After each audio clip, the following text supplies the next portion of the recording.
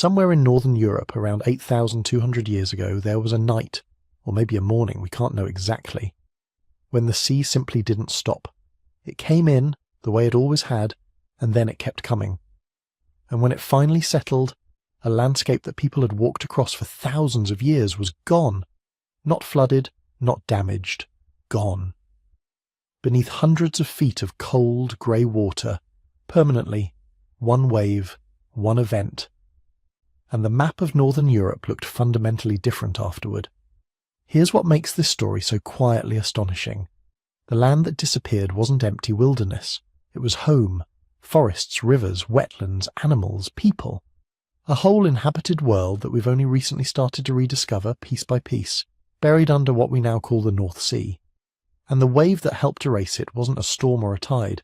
It was something far larger and far stranger, born not on the surface of the ocean, but beneath it, hundreds of miles away, in total darkness, on a crumbling underwater slope off the coast of Norway. The event is called the Storegga Slide. The land it helped swallow is called Doggerland, and together they form one of the most dramatic, most quietly tragic chapters in the entire prehistory of the British Isles. Now, this isn't going to be a fast story. If you're here because you need something to carry you slowly towards sleep, that's exactly what this is built for. So go ahead and get comfortable. Let the details come at whatever pace they want to. We're going to move through coastlines and ancient landscapes, through the science of how continents are slowly reshaped, and how sometimes they're suddenly reshaped, and through the lives of the people who were actually there when the water rose and didn't fall back. But before we go anywhere, I want you to try something. Think about a place you know well, a road you drive, a park you walk through, a town centre. Now imagine standing in that same spot, but the year is 8,200 BCE. Odds are, if you're somewhere in lowland Britain, the Netherlands, Denmark or northern Germany, that spot wasn't coastline. It wasn't even near the sea. It was the middle of a broad, low-lying plain, a landscape of rivers and marshes and grazing animals and people living quietly, complicated, surprisingly rich lives. The English Channel was narrower. The North Sea was mostly land. Britain wasn't an island yet, not fully, not in the way it is today. It was a peninsula, still attached, still connected. What you now think of as the seafloor between England and the continent was once ground that someone walked on, that someone probably had a fire, a family, a sense of home, and then, eventually, the sea took it. The central question this whole journey's going to circle around is deceptively simple. How much did one wave actually matter? Could a single tsunami really help create island Britain? Or was this a longer, slower story that the wave just punctuated in one terrible night? The honest answer is both, probably, and the details are fascinating. So we'll get there, but for now, I'm genuinely curious where you are while you're listening to this. Leave a comment if you feel like it. What time is it where you are? Are you somewhere that might once have been Doggerland, maybe somewhere in England or Denmark or the Netherlands, lying in the dark above what used to be dry land? Because that's the thing about this story. For a lot of people listening, it's not ancient history happening somewhere else. It's the history of the ground beneath your feet. To understand what was lost, you have to go back a little further than the wave, not 8,200 years, further, to the ice. Because the story of Doggerland doesn't begin with a tsunami. It begins with glaciers, and with what happens to a landscape when they melt. At the peak of the last ice age, roughly 20,000 years ago, so much of the world's water was locked up in ice sheets that global sea levels were somewhere between 100 and 120 meters lower than they are today. Think about what that actually means. The continental shelves of northern Europe, those broad, shallow, gently sloping edges of the landmass, weren't underwater. They were land, exposed, cold, wind-scoured, but land. Britain wasn't just connected to continental Europe. It was deeply, geographically part of it, the same unbroken plain stretching from what is now the English Midlands all the way to Scandinavia, interrupted only by rivers. Then the ice started to melt. Slowly at first, then with gathering momentum, the glaciers that had buried northern Europe began retreating northward. And as they did, all that locked water went somewhere, into the oceans. Year by year, century by century, sea levels rose, not dramatically from one generation to the next, but persistently, steadily.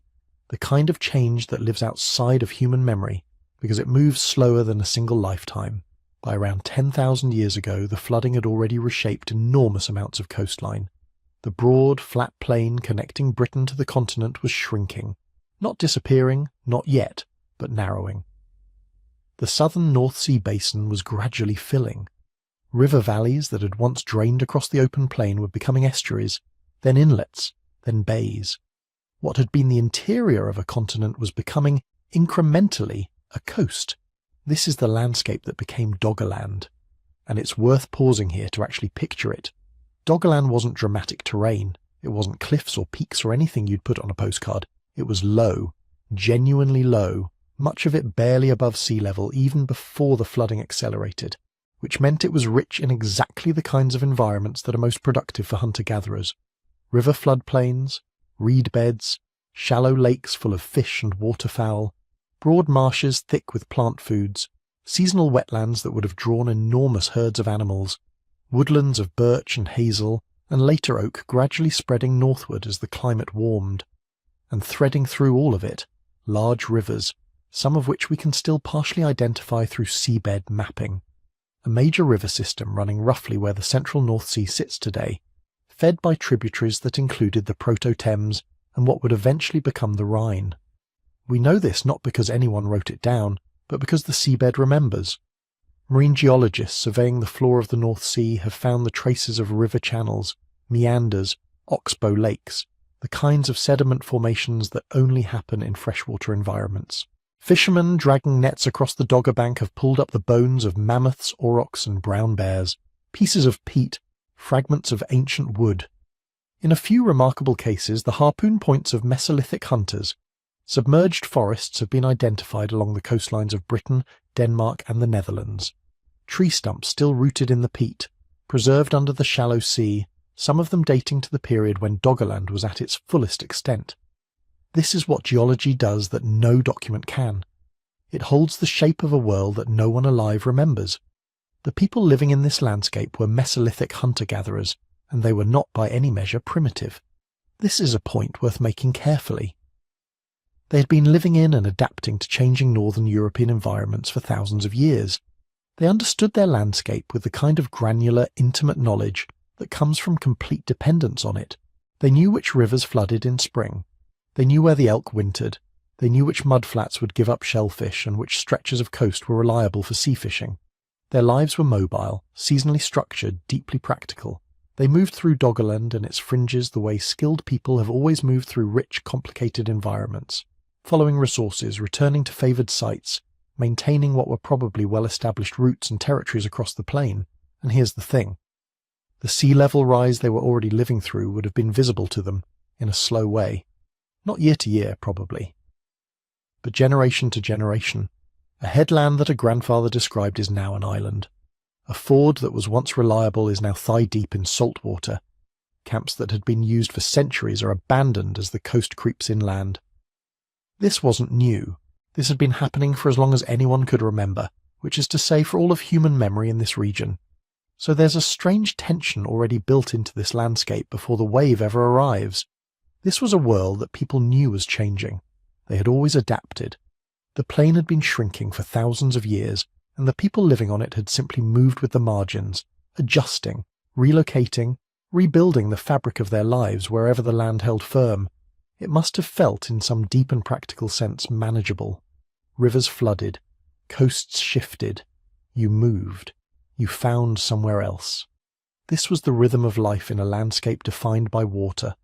What nobody could have anticipated, what no amount of experience with slow coastal change could have prepared anyone for, was a morning when the water didn't rise gradually, when it didn't shift the margin by a few meters over a decade, when instead, without warning, it came all at once. But before we get to that morning, we need to spend some time in Doggerland itself. So let's go there, not to the seabed, to the land itself as it was.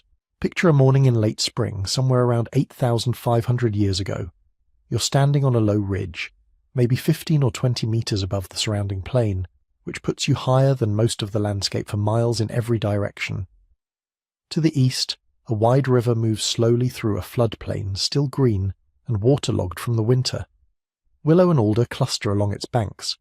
Farther out you can see the glint of open water, a shallow lake, or a broad tidal estuary. It's hard to say which. To the west, woodland.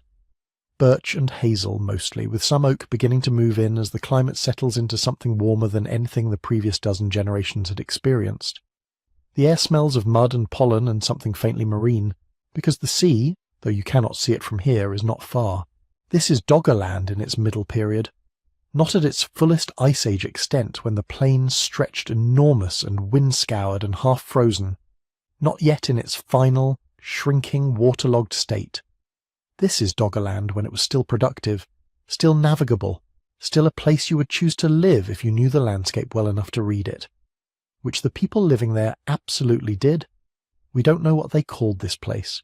We don't know what language they spoke, or how they divided up the land between groups, or whether they had names for the particular rivers and ridges we can now only trace through seabed sediment. What we do know comes from objects, not documents. Objects. Fishermen working the southern and central North Sea have been accidentally dredging up evidence of Doggerland for well over a century. Mammoth teeth, bones of aurochs, the enormous wild cattle that no longer exist anywhere, brown bear bones, reindeer, woolly rhinoceros, species that place some of these finds deep in the Ice Age but others in the warmer Mesolithic period that followed, pieces of peat, ancient compressed plant matter that only forms in freshwater or very low salinity environments, fragments of worked wood, and in a small number of cases actual human artifacts, a barbed antler harpoon point, dredged up with the fish catch and recognised for what it was, flint tools, a piece of human skull dating to the Mesolithic. Each of these objects is on its own a minor miracle of preservation. Together they form the outline of something real, a world that existed and then, in geological terms, vanished almost overnight. The scientific work of actually reconstructing that world relies on more than lucky fishing nets. Over the past 2 decades, archaeologists and geologists have used high-resolution bathymetric data, essentially sonar mapping of the seabed, to read the drowned landscape the way you would read a topographic map. What they've found are river channels. Not vague impressions, but actual preserved meanders, the looping, curving signatures of rivers moving slowly across flat ground. Oxbow lakes, peat deposits in sheltered hollows, ancient coastlines at different depths, each one representing a different moment in the slow flooding. By taking sediment cores from the seabed and dating the organic material within them, researchers can identify when specific areas transitioned from freshwater to brackish to fully marine environments. They can date the death of a landscape, layer by layer, and what those layers show is a place that was already shrinking long before the tsunami. This is the part that tends to get underplayed in dramatic retellings of the Doggerland story. The wave was catastrophic, yes, but the land had been retreating for millennia. The coast that people were standing on in 6200 BCE was not the coast their great-great-grandparents had known. It was miles inland from it. Marshes were expanding where dry ground had been. Salt water was pushing into river mouths, killing the freshwater vegetation and replacing it with something different. Coastal dunes were shifting and sometimes breaching. For the people living through this, adaptation was constant. And that's the thing about genuine adaptation. It's often invisible from the inside. You don't experience it as a crisis response. You experience it as just how things are done now. Camps that had been reliable for generations would have been abandoned as the water table rose, and the ground became too wet to sleep on comfortably. Communities would have shifted their routes. What had been an easy overland crossing between 2 good fishing areas might become a wade, then a short paddle, then too deep to cross at all. Diets would have shifted with the landscape. The deep river plain hunting that was productive when the land was dry and firm becomes harder as the terrain grows wetter and more fragmented. But the wetlands themselves are generous in their own way. More waterfowl, more fish, more shellfish along the expanding estuary margins, more plant foods in the reed beds. You don't starve, you adjust. What we cannot say with confidence is exactly how any particular community organised that adjustment, whether there were territories that were fought over as they shrank, whether some groups moved willingly and others were pushed, whether the people living on the higher ground of what is now the Dogger Bank, a broad, shallow rise in the central North Sea that would have been one of the last areas to flood, thought of themselves as different from the communities on the lower plains. We're working with physical evidence and inference. The social texture of Doggerland life is almost entirely beyond recovery. What we can say is that these were not passive people watching helplessly as their world diminished. Every piece of evidence we have from Mesolithic northern Europe points to communities that were skilled, flexible, and extremely good at reading environmental change and responding to it. The coastal retreat was real. The adaptation to it was also real. The question is what happens when adaptation has limits, when the change is no longer slow enough to absorb. That question was about to get an answer. To find that limit, we have to leave the low plains and go to the edge of another world entirely. North and east of Doggerland, beyond the marshes and sandbanks and the gently sloping continental shelf, the seabed drops away. Not a cliff, exactly, but a long descending shoulder of the Earth's crust, falling from shallow, sunlit waters into the dim cold of the deep Norwegian Sea. On that submerged slope, about 100 kilometres off the coast of what is now central Norway, something vast had been quietly assembling itself for thousands of years. Geologists call it the Storegga Slide. Storegga just means the great edge in Norwegian, and that's exactly what it is. The scar left by one of the largest submarine landslides we know about anywhere on Earth. If you could drain the ocean for a moment and stand out there on the edge, you would see a landscape that looks strangely familiar and utterly alien at the same time. Great stepped terraces where huge masses of sediment tore loose and slid downslope. Headwalls tens of meters high, where the seafloor simply isn't there anymore because it moved hundreds of kilometers out into the deep. Lobes and ridges of frozen motion, like a mountain of mud and sand caught mid-avalanche. All of that used to be part of the continental margin. Then, one day, it wasn't. To understand how something like that can happen, it helps to think about what had been going on in the North Atlantic for the 10,000 years or so before the slide. At the peak of the last ice age, enormous ice sheets covered Scandinavia, Scotland, much of the North Sea basin itself. A kilometre, sometimes more, of ice pressing down on the crust, grinding rock to powder, filling valleys with glaciers that slowly bulldozed their way toward the sea. All that rock had to go somewhere. As the ice flowed, it carved out material and carried it. When the glaciers reached the coastline and carved into the ocean, the meltwater plumes pouring out from under them dumped staggering amounts of sediment at the continental shelf edge.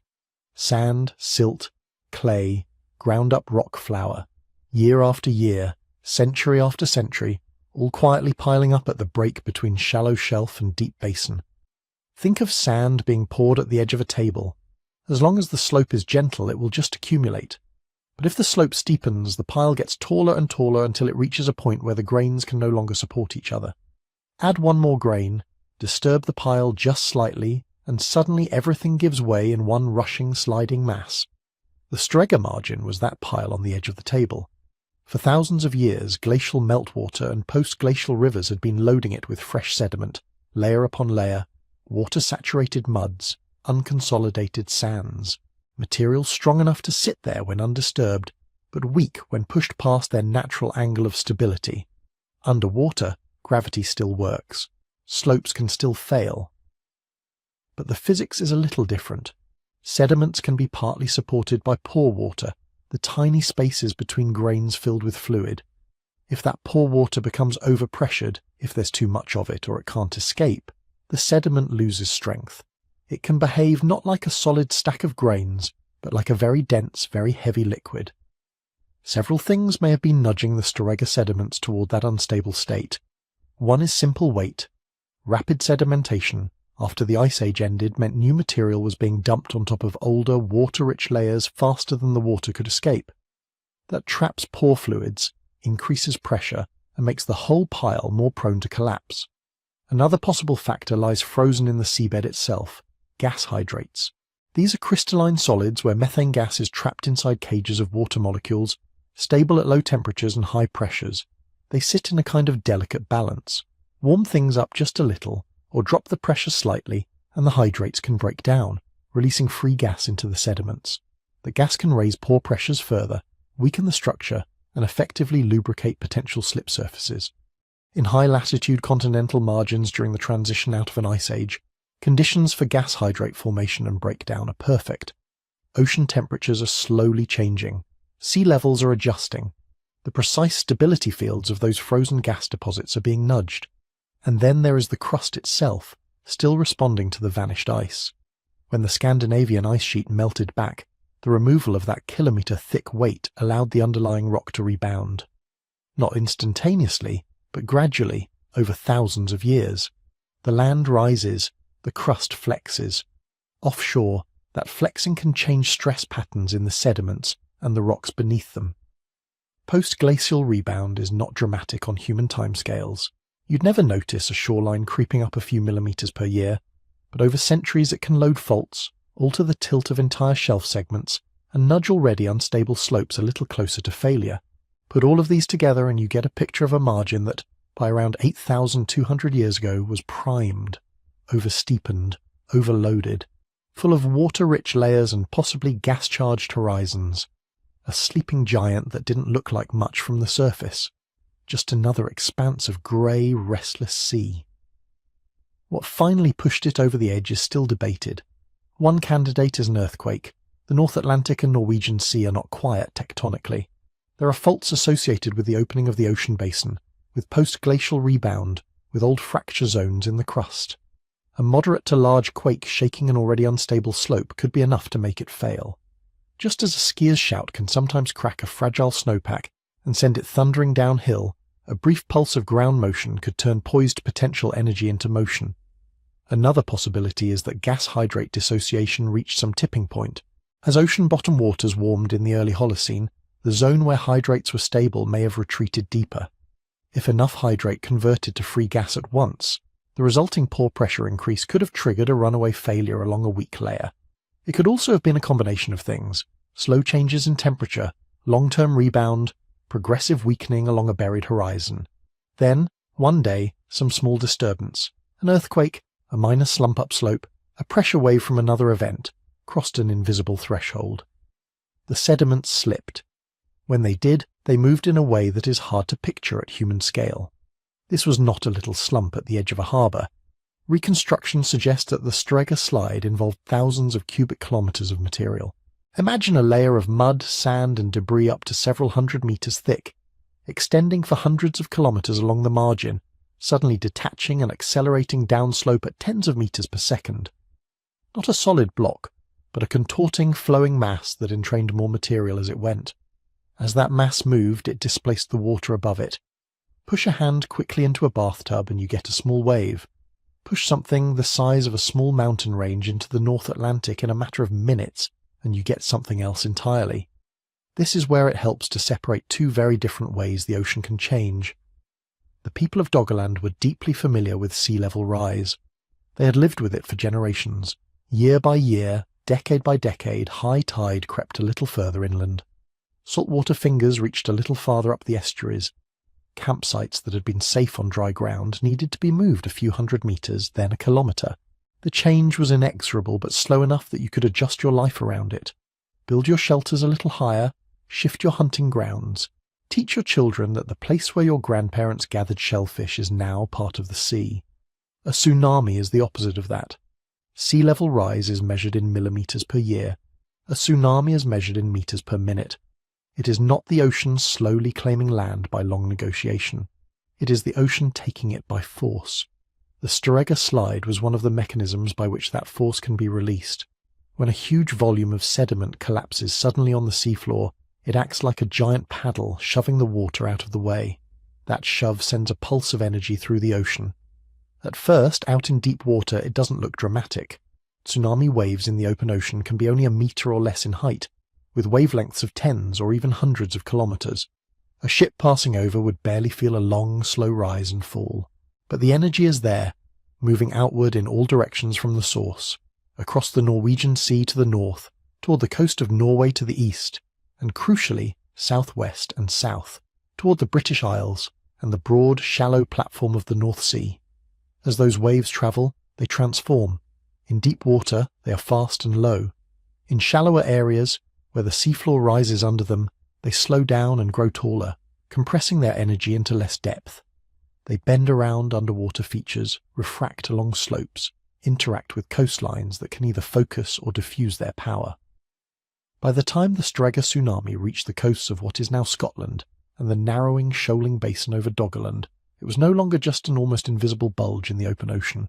It was a wall of water, or more precisely, a sequence of surges and withdrawals, capable of ripping up peat, dragging trees and animals inland, and leaving behind distinctive layers of sand where no marine sand should naturally be. But for now, at the moment of the slide itself, none of that had happened yet. The people waking up on the river ridges and estuary banks of Doggerland would have had no sense that, far to the north and east, the seafloor had given way. That a sleeping giant on the edge of Norway's underwater slopes had turned over in its sleep. All they would have known, when they knew anything at all, was the water, rising, not over millennia but over minutes, rushing, not creeping, a wave born in darkness, beginning its long, invisible journey across the North Atlantic and into the shrinking world they thought they understood. Far out over the dark water, the wave was already moving, not one neat crest like you might picture when you hear the word wave, but a whole broad heave of the sea itself, a slow lifting and lowering of the surface that stretched for tens of kilometers from front to back. This is the first strange thing about tsunamis. They are not like wind waves, the small, choppy patterns you see running across the ocean on a breezy day.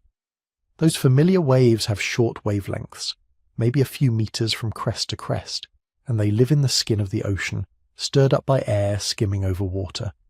A tsunami is different. Its wavelength can be longer than entire counties. In deep water, from the top of one crest to the top of the next, can be the distance of a day's walk. That means the whole upper layer of the ocean is involved. The disturbance from the Storegga slide didn't just ruffle the surface. It pushed a moving bulge and hollow through the entire water column, from surface to seafloor. Because the wavelength is so long and the ocean is so deep, a tsunami can travel incredibly fast.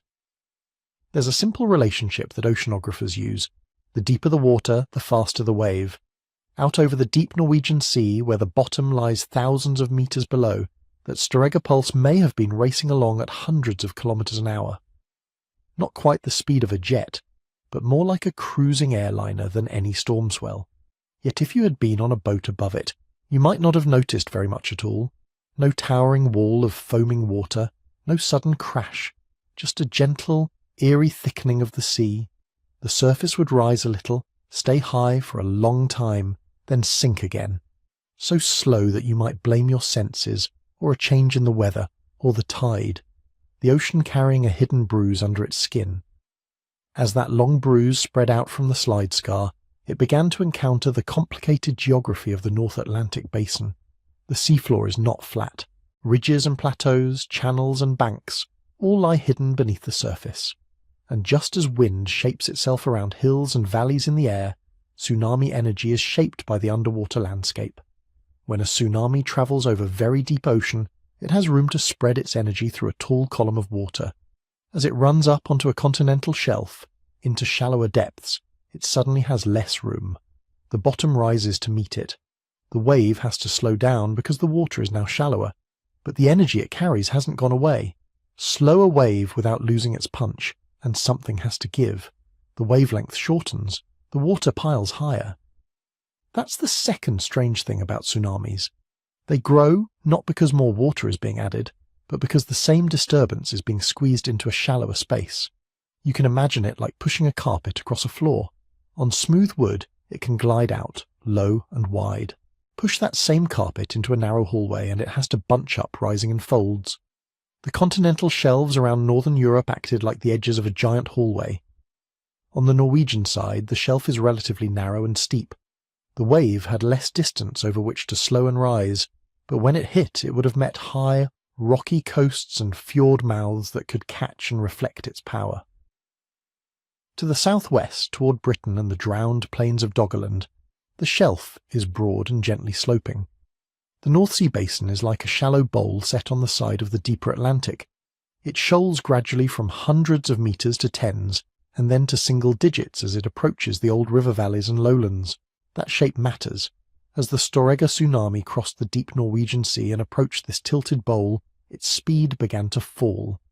From hundreds of kilometers an hour to something slower, but still unstoppable. The front of the wave started to feel the drag of the rising seafloor. The back was still racing in from the depths, piling into the shallowing water ahead.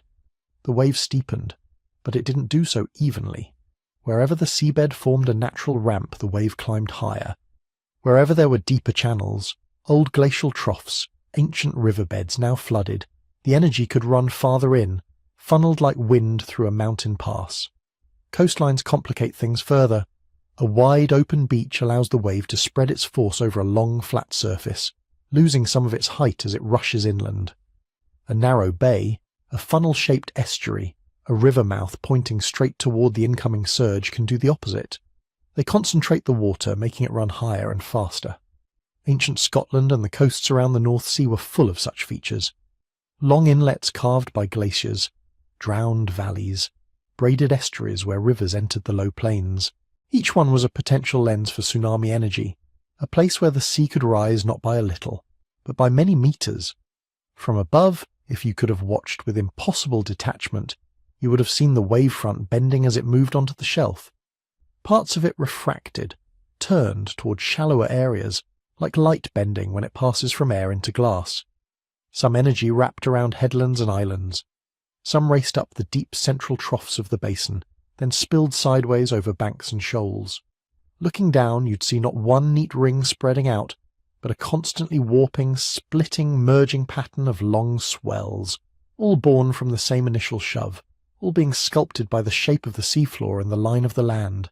On the ground, none of that pattern would be visible. What people would see would depend very much on where they stood.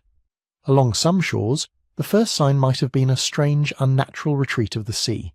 In many tsunamis, the first arrival at the coast is not the crest, but the trough, the low part of the wave. When that happens, the waterline can suddenly pull back, exposing sea floor that has never been dry in living memory. Rocks slick with algae, shellfish beds, the dark mouths of channels, fish flipping helplessly in the air. To people used to a slow, predictable tide, this kind of rapid drawdown would be shocking.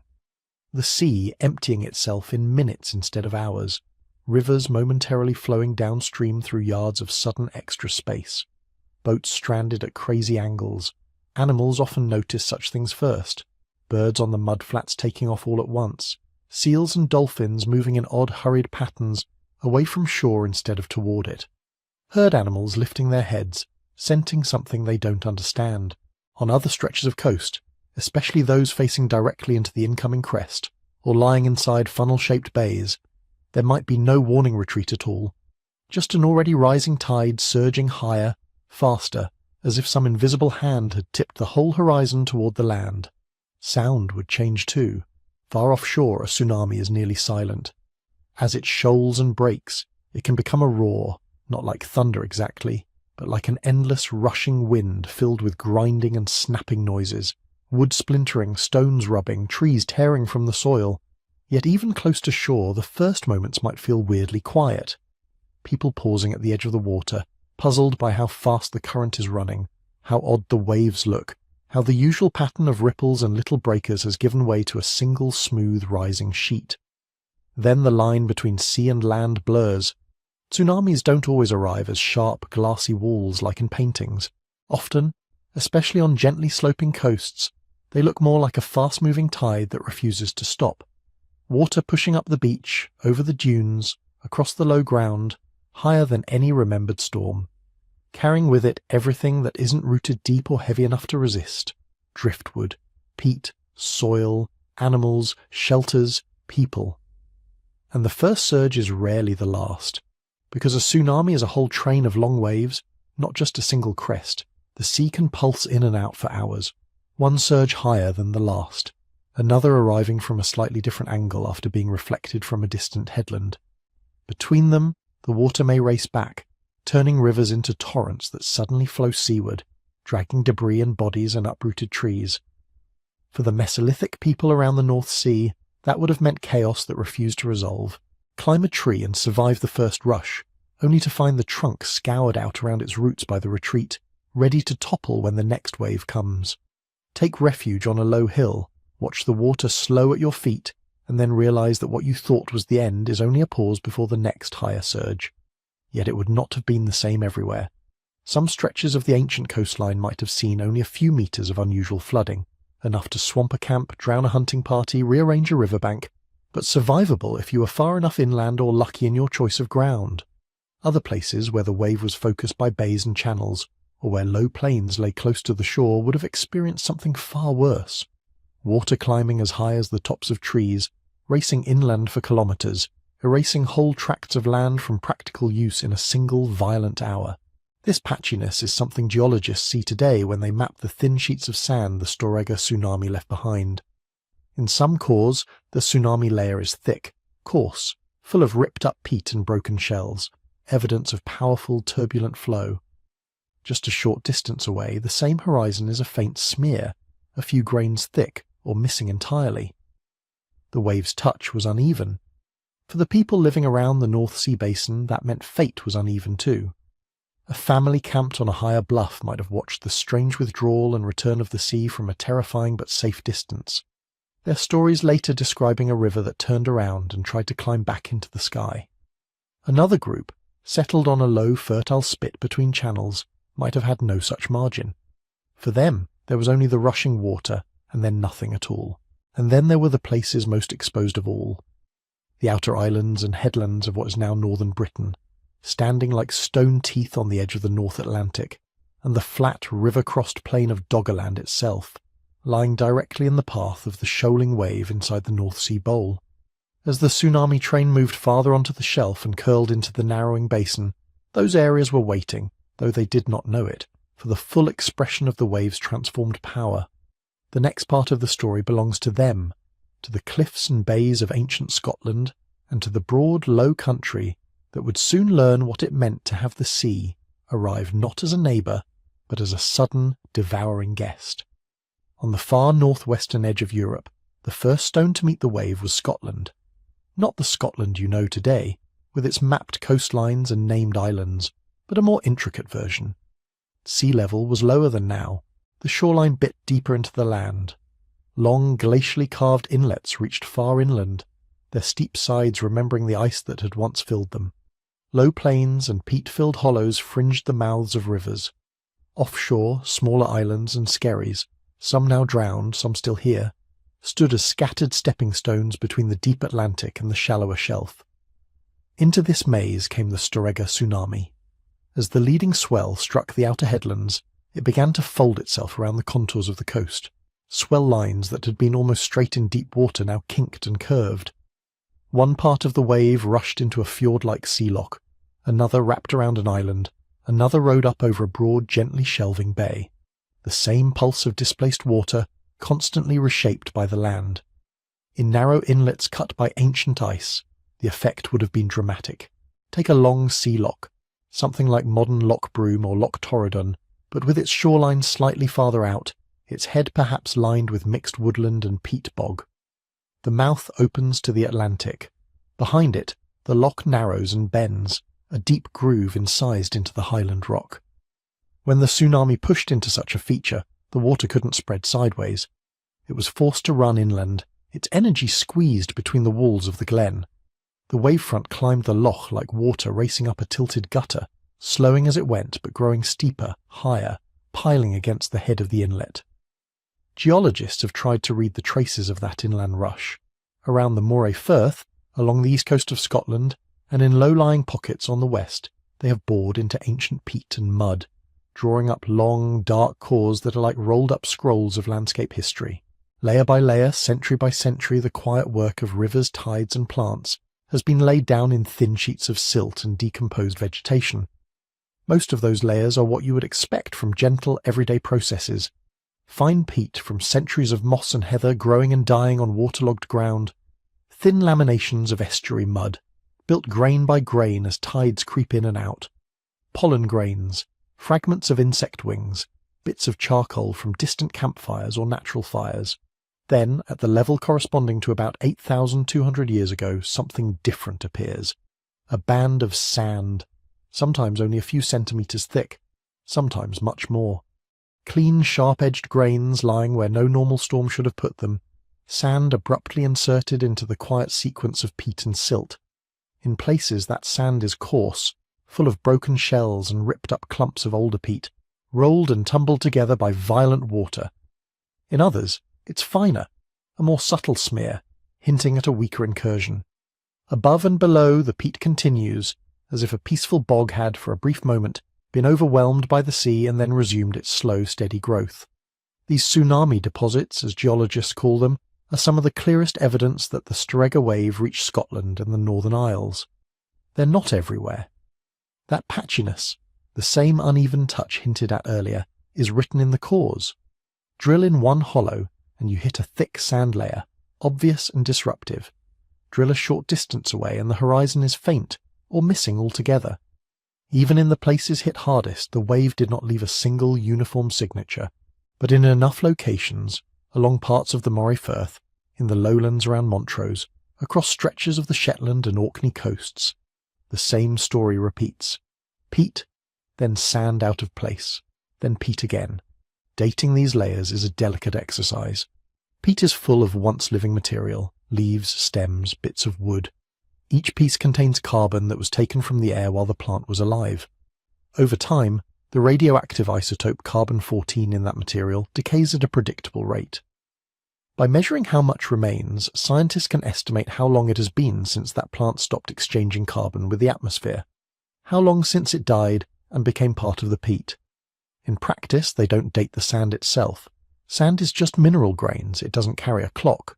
Instead, they date the organic material immediately below and above the tsunami layer. A twig buried in peat just under the sand. A fragile leaf preserved in the peat that grew back on top. Those two ages. Not earlier than this, not later than that. Bracket the time when the sand was laid down. Even here, there are uncertainties. Radiocarbon dating needs calibration, because the amount of carbon-14 in the atmosphere has varied over time. Peat can mix old and new material as roots grow downward and animals burrow. A twig might already have been decades old when it fell into the bog. Each source of uncertainty widens the window a little.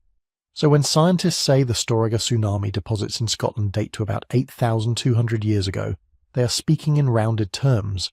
The exact year is blurred, but the cluster of dates, the consistent stratigraphy, and the match with similar sand layers in Norway and around the North Sea build a converging picture. A single, large marine incursion event, region-wide in extent. The thickness and elevation of those sand sheets give another kind of information.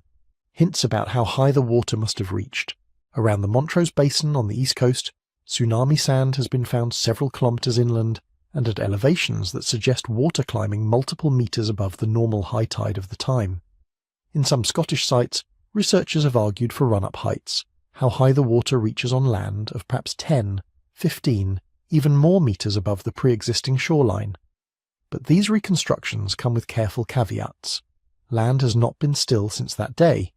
Northern Scotland, relieved of the weight of the last Ice Age glaciers, has been slowly rising. Other parts, weighed down differently, have been sinking.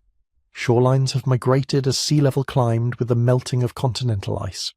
To estimate how high the tsunami ran, scientists must reconstruct not only the wave, but the ancient ground it crossed, correcting for uplift and subsidence, for changing tides, for the gradual drowning of the lowlands. Computer models of tsunami behaviour in reconstructed ancient basins suggest impressive heights in some fjords and embayments, but the exact numbers vary with each assumption. Change the roughness of the land surface, adjust the water depth slightly, and the simulated run-up shifts.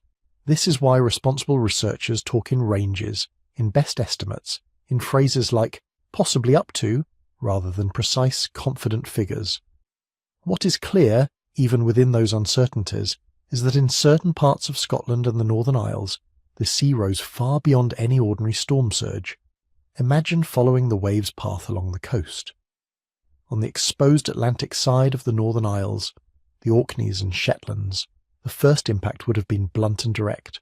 High cliffs, broken by narrow geos and coves, facing straight into the incoming swell, water smashing against rock, rebounding in chaotic interference patterns.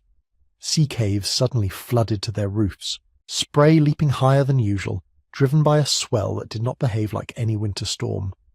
Where the islands offered low ground, broad shallow bays or low saddles between higher ridges, the wave could pour across, turning peninsulas into temporary islands, turning flat grazing grounds and birch scrub hollows into seafloor. In some Shetland peat deposits, tsunami sands lie surprisingly high, above modern sea level, hinting at local amplification, the wave funneled and focused by tortured coastlines and submerged ridges. Farther south and east, in the shelter of the Moray Firth, the character of the inundation would have changed. Instead of crashing straight in from the open Atlantic, the wave energy arrived after being bent and guided along the shelf edge, wrapping around headlands, splitting and merging as it met the narrowing gulf between the highlands and the lowlands. Here, low-lying plains and estuaries offered the wave room to run inland in broad sheets. River mouths would have been strange, dangerous places. Picture a tidal reach where fresh and salt water meet. Mud flats exposed and covered twice a day, birds feeding, people perhaps gathering shellfish or tending fish traps woven from wattle. When the tsunami arrived, the river's ordinary flow would have been instantly overwhelmed. For a few minutes or more the current would reverse, not in the gentle, predictable way of a normal tide, but as a roaring, debris-filled surge racing upstream, climbing banks, curling into side channels. In deeper, fjord-like firths, the wave may have set up a standing oscillation, a seiche, sloshing back and forth as reflected crests met incoming ones. The water level rising and falling in great unnatural pulses for hours after the main surge, quietly continuing the work of erosion and rearrangement long after the first violence had faded. All of this we infer from sand and mud, from careful surveying of old shorelines, from models run on modern computers. When scientists lay out their conclusions, they are forced to be modest. The sand tells them there was marine flooding. The elevation and extent hint at minimum water heights. The dating ties the event to the time of the Storegga slide. Beyond that there is room for debate. Exactly how high, exactly how fast, exactly which hollows filled and which escaped. But beneath the technical discussion lies a simpler human question. Who was there to see it? Along the coasts of Mesolithic Scotland and the Northern Isles, people had already been living for thousands of years. Hunter-fisher-gatherers who knew the tides and seasons as intimately as others, no streets and clocks. They built shelters of wood, bone and hide in sheltered bays. They moved with the fish runs and the seal haul-outs. They left behind middens of shells and bones, scatters of microliths, tiny stone tools used in composite weapons and implements. To them, the sea was not an abstraction. It was a path, a pantry, a boundary, a presence. When the Storegga wave reached these shores, it would have translated itself into their lives in countless specific ways. A camp drowned overnight. A canoe pulled ashore and then carried inland by water that should never have reached that far. A familiar sandbar, used for generations as a crossing place, suddenly gone, or shifted, or dangerous. We do not have their words for it. No carved record, no story written down at the time has survived. But the sand layers and the rearranged shorelines, the sudden break in quiet peat building, all whisper the same question forward through the millennia. What happened to the people along the low coasts, in the mouths of the firths, on the riverine plains? To follow that question to its most vulnerable ground, we have to turn away from the rocky promontories of Scotland and look out across the shallower bowl of the North Sea, toward the wide, drowned plain of Doggerland, lying directly in the path of the rising wave. The first thing to understand about Doggerland is that, by the time the Storegga tsunami travelled its way across the North Sea basin, this was already a landscape under pressure.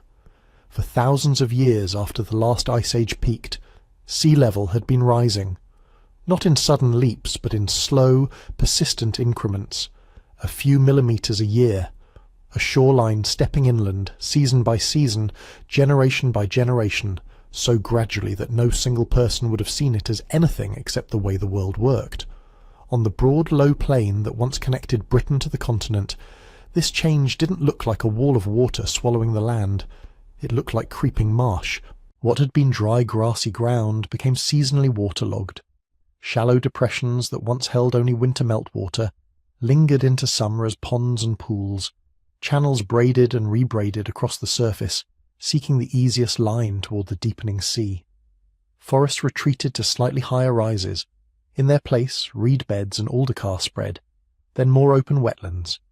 In some pockets, peat began to build, plant material accumulating faster than it could rot, locking up ancient pollen and seeds in its slow, dark archive. Cartoon versions of Doggerland sometimes imagine a single, continuous field of dry grassland stretching from Yorkshire to Jutland. The reality, by 8,200 years ago, was more tangled and amphibious. There were still dry islands and ridges, higher ground that would have felt secure underfoot, places to camp, to butcher game, to store worked wood and stone. But between them ran shifting belts of mudflat, marsh, estuary and shallow tidal lagoon. In some places the sea already pushed in as winding inlets. In others, freshwater rivers wandered sluggishly across boggy ground before finally giving themselves up to brackish creeks. This is what made Doggerland so rich for Mesolithic people. A patchwork of habitats full of fish, waterfowl, shellfish, deer and wild cattle, moving between woodland and open ground. But it also made it vulnerable. Low, flat countries are gentle while the water behaves. When the water stops behaving, there is nowhere to hide. As the Storegga wave crossed the deep Norwegian Sea, its energy was mostly hidden. A broad, low hump of water, perhaps barely noticeable in open water. But as it ran up onto the shallower shelf of the North Sea, it began to change character. In shallower depths, the lower part of the wave felt the seabed. Its speed dropped, its wavelength shortened, and the energy that had been spread invisibly through depth began to express itself in height. The swell steepened. Separate wavefronts reflected from banks and ridges, interfering, amplifying, dulling in complex patterns. Oceanographers, using reconstructed bathymetry, estimates of what the seafloor looked like back then, run computer models of this passage.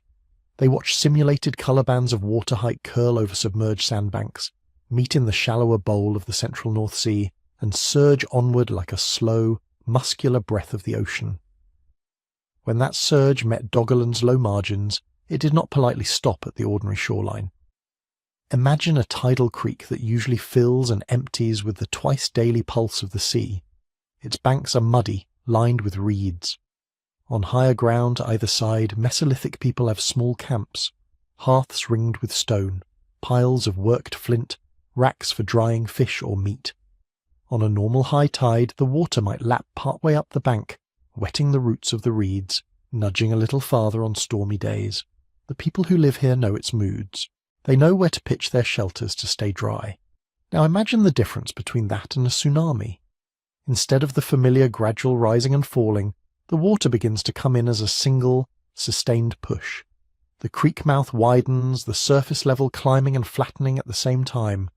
The current reverses and keeps on reversing, gaining speed, carrying silt, broken shells, maybe bits of distant shoreline. On level ground, a difference of only a few meters in water height is enough to carry the sea far inland. There are no cliffs to stop it, no high dunes or rocky steps. The land lies almost like a tabletop, tilted just slightly toward the sea. As the wave's front runs over the marsh, it spreads into a sheet. It does not need to be a towering wall to be dangerous. 1, 2, 3 meters of fast-moving water over an open plain will lift and carry almost anything not firmly rooted. Driftwood, stored belongings, fish traps, boats dragged up on the bank, the loose topsoil itself. Even if the highest crests were localized and variable, as models suggest, the general effect on low-lying stretches would have been the same. The sea, for a brief span, everywhere at once. Then comes the backwash. After the leading pulse passes as far inland as its energy will take it, gravity begins to pull it back. Water that has drowned the marsh and surged through woodlands now drains toward the lower roots, channels, swales, shallow depressions leading back to the main basins. That retreating water can be as transformative as the initial surge. It strips vegetation, scours out new runnels, widens existing creeks. It picks up sand and silt and broken shells from the transient shoreline it has created and redeposits them in quieter backwaters as it loses speed. The very mechanics that made Pete so good at recording peace, layer upon fine layer of gentle accumulation, now let it act as paper for a single, sharp stroke of marine material. Somewhere in one of those depressions, perhaps in what was once a freshwater hollow, a few centimeters to a few tens of centimeters of sand are laid down over peat.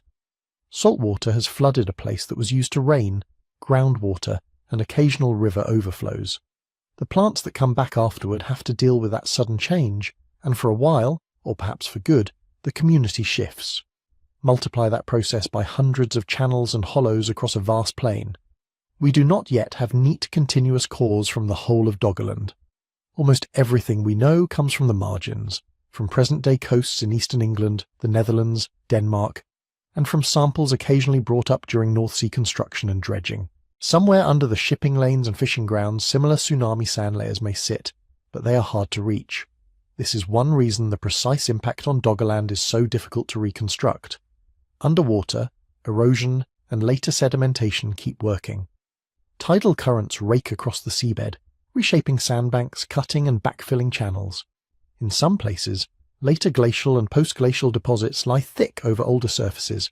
In others, older layers are exposed but patchy, truncated by ancient river systems that have themselves been drowned. Coring at sea is more complicated and expensive than pushing an auger into a peat bog on land.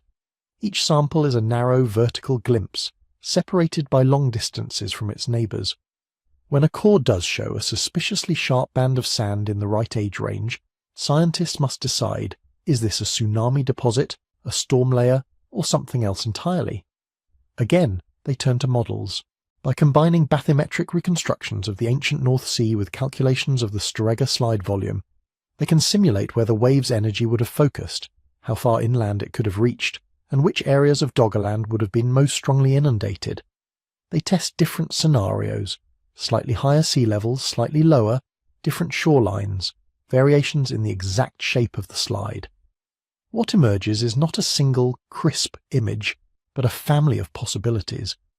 In many of those, broad swathes of Doggerland's lowest ground, already marshy, already flirting with the sea, are overtopped.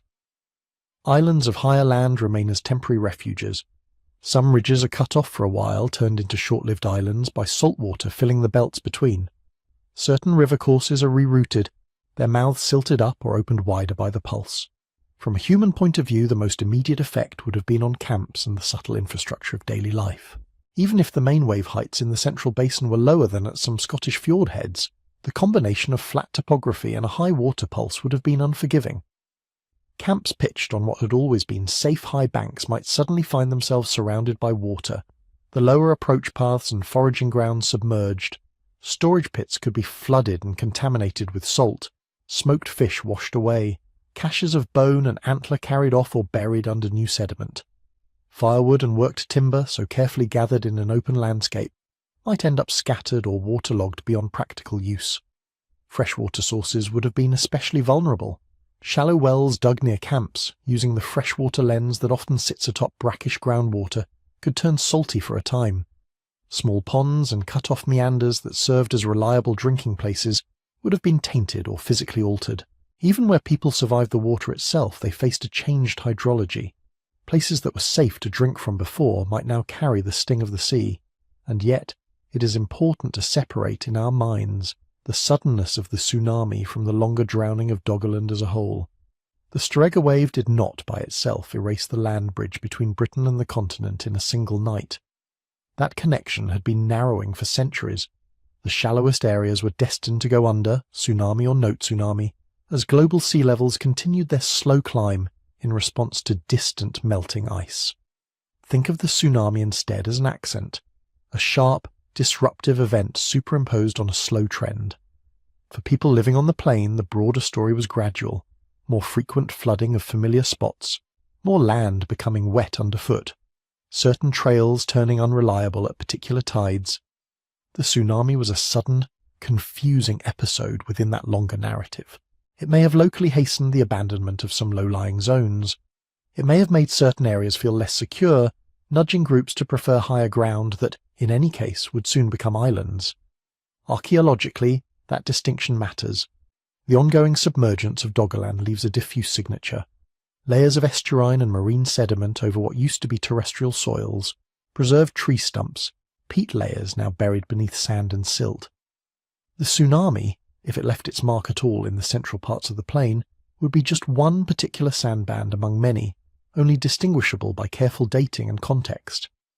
And that, in turn, is why our picture of the drowning must remain modest, almost quiet. There is no single grand ruin on the seafloor, no line of toppled stone walls to point to as the moment it happened. Instead, there are scattered hints, a peat bed here with an unexpected marine layer, a submerged forest there with a strange disruption in its growth history, a model's coloured contours suggesting a surge across a particular paleochannel. From these, we infer a lived experience of loss and adjustment. People whose grandparents had known a slightly larger land, whose parents told stories of hunting grounds now only reachable by boat, would have watched as the sea occasionally behaved in unnerving ways, creeping a little higher, flooding a little farther. The tsunami added to that, perhaps turning a marginal place into an untenable one, erasing a specific camp, destroying a particular crossing. In the generations that followed, the memory of a single great flood may have blended into the wider story of a land that was, year by year, becoming more sea than soil. By the time Doggerbank itself stood as one of the last great islands in the centre of the basin, and then finally slipped beneath the tides, the people whose ancestors had walked dry-foot from Britain to Europe were already living with a different geography. To see how they responded to that changing map, how Mesolithic lives folded themselves around advancing water, we have to move from the drowned plain to the survivors' shoreline and listen for traces of how they carried on after the wave. If you follow those survivors to the nearest dry edges, what would later become the eastern coast of Britain, the low shores of what is now the Netherlands and Denmark, you don't find cities, or even villages in the way we usually imagine them. You find people moving. Mesolithic life around the North Sea was built on motion. Small bands, maybe 20 or 30 people, following what archaeologists call seasonal rounds. In winter, clustering in sheltered valleys or near reliable fresh water, burning through carefully hoarded firewood and stored fat. In spring and summer, fanning out along rivers, estuaries and coasts, taking advantage of spawning runs, nesting birds, ripe berries, young deer. There were no permanent houses in the modern sense. There were favoured places, clearings with good light and dry soil, river bends with easy landings, sandier patches on the coast that drained well after rain. People came back to those places again and again, building up quiet layers of debris, flakes of worked flint, broken bone, charcoal, until, thousands of years later, we find them as sites. Across the broader North Sea basin, these bands were not isolated in the way our map might suggest.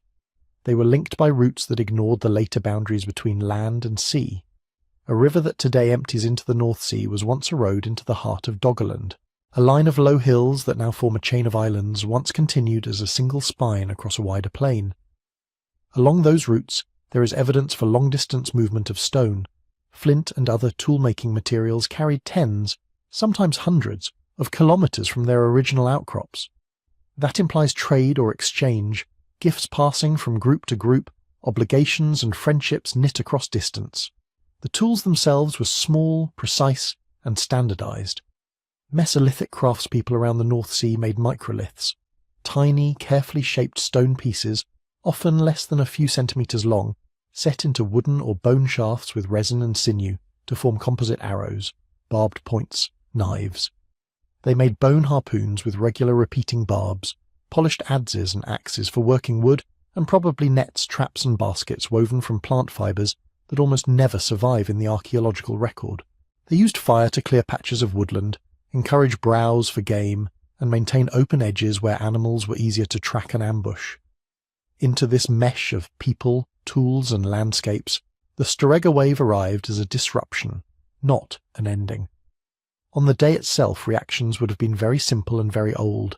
Run for higher ground, grab children, shout warnings down the bank, drag a boat if you can, abandon it if you cannot. The advantage of a mobile society is that almost everything important can, in principle, be moved. The disadvantage in a flat place is that water moves faster. In the immediate aftermath, the survivors' world would have felt uncanny. Familiar landmarks gone or altered, shorelines redrawn, freshwater sources brackish, trails leading to drowned crossings, a favourite low-lying camp replaced by a raw, scoured surface of sand and wrack, bodies of people and animals tangled in debris at the new high tide line. What happens next is where we leave physics and enter plausibility. One response, almost unavoidable, would have been retreat to higher ground. Not everyone would have done it permanently. Some bands might have treated the wave as a terrible one-off event and, once things seemed calmer, drifted back toward the rich lowlands. But others, especially those who had lost many people or seen their most reliable territories transformed, may have shifted their home ranges inland along rivers into more wooded country, onto hills that offered a clearer sense of security. Over generations, those choices leave faint traces, clusters of sites edging slightly farther upslope, more activity on ridges overlooking former wetlands. Another response would have been regrouping. These were not solitary nuclear families. Kin networks radiated out from each band, and alliances mattered. A group that had lost members might seek out relatives they usually only visited in certain seasons, asking for help, food, or space to stay through a winter. A rich salmon river might suddenly support more people than before, its banks crowded with temporary shelters and shared hearths as dispersed bands compressed into a few safer pockets. Migration, too, would have been part of the repertoire. Not a sudden exodus in a single direction, but a series of nudges. A band that once centered its movements on a particular drowned valley might, over a few years, shift its range 50 or 100 kilometers along the coast. Another might start using a different crossing point, between what would become Britain and the continent, favouring a slightly higher, narrower strait over a now unreliable low route. Some may have moved onto what were, at the time, newly insular high spots, future islands forming from fragments of the Doggerland uplands, and for a while, these might have been productive refuges surrounded by tidal flats and rich fishing grounds.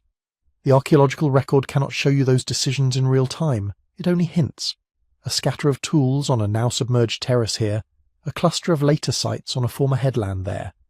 Patterns that suggest some groups were displaced, others learned to exploit the changing margins.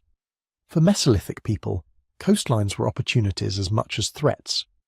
As the sea advanced, it brought new resources within reach. Shellfish beds established themselves along rocky fringes and muddy estuaries, oysters, mussels, cockles. Fish moved in predictable rhythms, congregating in channels, entering lagoons with the tide. Seals basked on sandbanks. Seabirds nested on cliffs and islands. If you could survive the initial trauma, a newly broken coast could become, within a generation, part of a rich subsistence strategy. There is scattered evidence for this adaptation. Along later Mesolithic shores of Britain and northwest Europe, archaeologists find dense middens, piles of shells, fish bones and burned stones accumulated over many seasons. They find the stakes and alignments of ancient fish weirs, fences of wood driven into tidal channels to corral fish as the water ebbed, sometimes visible today only as dark stains or preserved fragments in waterlogged sediments. They find harpoon points and barbed antler tips, well suited to spearing fish, seal, or large waterfowl. In the woods behind those coasts, life continued in more familiar patterns. People hunted red deer, aurochs, wild boar, gathered hazelnuts, berries, and edible greens, carved dugout canoes from massive tree trunks. The woodland and the water were not separate spheres but overlapping zones. By favouring slightly higher camp locations after the tsunami, groups could keep easy access to both. One path down to the tidal flats and skerries, another into the quiet shade of the forest. The difficulty for us is that almost everything that mattered most in this adaptation was made of things that rot: wood, fibre, hide, plant foods, even the structure of shelters themselves. On a dry, stable landscape, some of that might occasionally survive in anaerobic pockets, deep pits, waterlogged hollows. Around the North Sea, so much of the action took place on ground that is now underwater, subject first to submergence, then to millennia of tidal scouring. Entire landscapes of campsites, fish traps, and boat landings may simply have been erased or buried beyond easy reach. What we do find from this period tends to be the hard, durable residues: flint tools and waste flakes, sometimes animal bone where conditions allow, charcoal from hearths, odd patches of preserved wood where peat or fine sediment locked out oxygen. On submerged paleo landscapes, sonar and core samples occasionally pick up hints of human activity, concentrations of flint, isolated worked timbers, but our coverage is sparse. Much of the North Sea floor has never been systematically surveyed with archaeology in mind.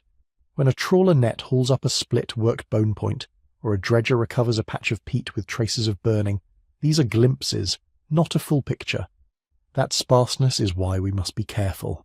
It would be tempting to tell a clean story. The wave comes, Doggerland is shattered, everyone flees to Britain and the continental uplands, and a new way of life begins, organised around narrower straits and sharper coasts. The evidence does not allow that kind of certainty. It points instead to a mosaic of outcomes. Some low-lying territories were probably abandoned earlier than they might otherwise have been. Some bands may have suffered losses they never fully recovered from, their names and lineages ending in the silence of a flooded valley. Others, positioned just a little differently on the map, had a rough season or two, and then found new equilibrium, integrating new shellfish beds, new inlets, new sandbars into the same flexible seasonal routines that had always guided them. Some part of the wave, though, likely survived in memory. In a world without writing, stories are the archive. Mesolithic people almost certainly had rich oral traditions, myths explaining how animals came to be, accounts of ancestors' journeys, rules encoded in stories about what happens if you fish in the wrong place, cut wood from the wrong grove, break a taboo at the wrong time. A sudden, deadly flood that tore through familiar ground would have been an obvious candidate for story-making. Trauma does not have to be relayed as a dated event. On this year, in this month, the sea came, to live on. It can shift into a more timeless register. There was once a time when the water rose without warning. There was once a land where our people lived, now lost beneath the waves. The sea can be kind, but sometimes it comes to take what belongs to it. Over generations, specific details blur. The name of a vanished river is forgotten, but the warning remains. Do not trust the low places too much.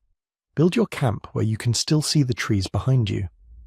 Later flood myths from Europe and beyond are often separated from the Storegga event by thousands of years and complex cultural histories.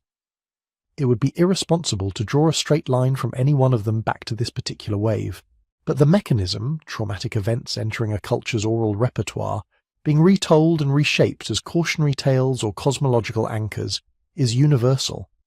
It is entirely plausible that, for a while, among the Mesolithic bands on those changing shores, people told stories about the day the sea came higher than it ever had before. They did all this without leaving us inscriptions or monuments, only those scattered tools, bones, and sand layers. From that minimal physical record, the strongest signal is not collapse but resilience, a capacity to adjust quickly to new coastlines and food sources, to reweave social ties after disruption, to fold even catastrophe into a longer story of living with water. As the centuries passed, the long trend continued. Sea level kept rising, channels deepened and widened. What had been flooded marsh became permanent estuary. What had been intermittent crossings became deep, swirling straits. The memory of a single great wave may have faded into the broader experience of an encroaching sea. When we follow that story forward, toward the final separation of Britain from the continent, we move from a drowned plain with scattered survivors to a world beginning to recognize that what lay between these lands was no longer just low country, but something else entirely, a sea that could, at last, stand as a boundary. By the time those boundaries began to feel real to the people living beside them, the drama that made them possible had been unfolding for thousands of years. If you roll the clock further back, long before the Storegga slide, long before the Mesolithic bands we've been following, there was no English Channel at all. Britain was not a neat island waiting to be outlined on a map. It was simply the northwestern corner of a larger peninsula, sticking out from Eurasia into a colder, windier world. During the last ice age, so much water was locked up in vast ice sheets that global sea levels were more than 100 metres lower than today. The North Sea basin was mostly dry land. The Channel was a low river-cut valley.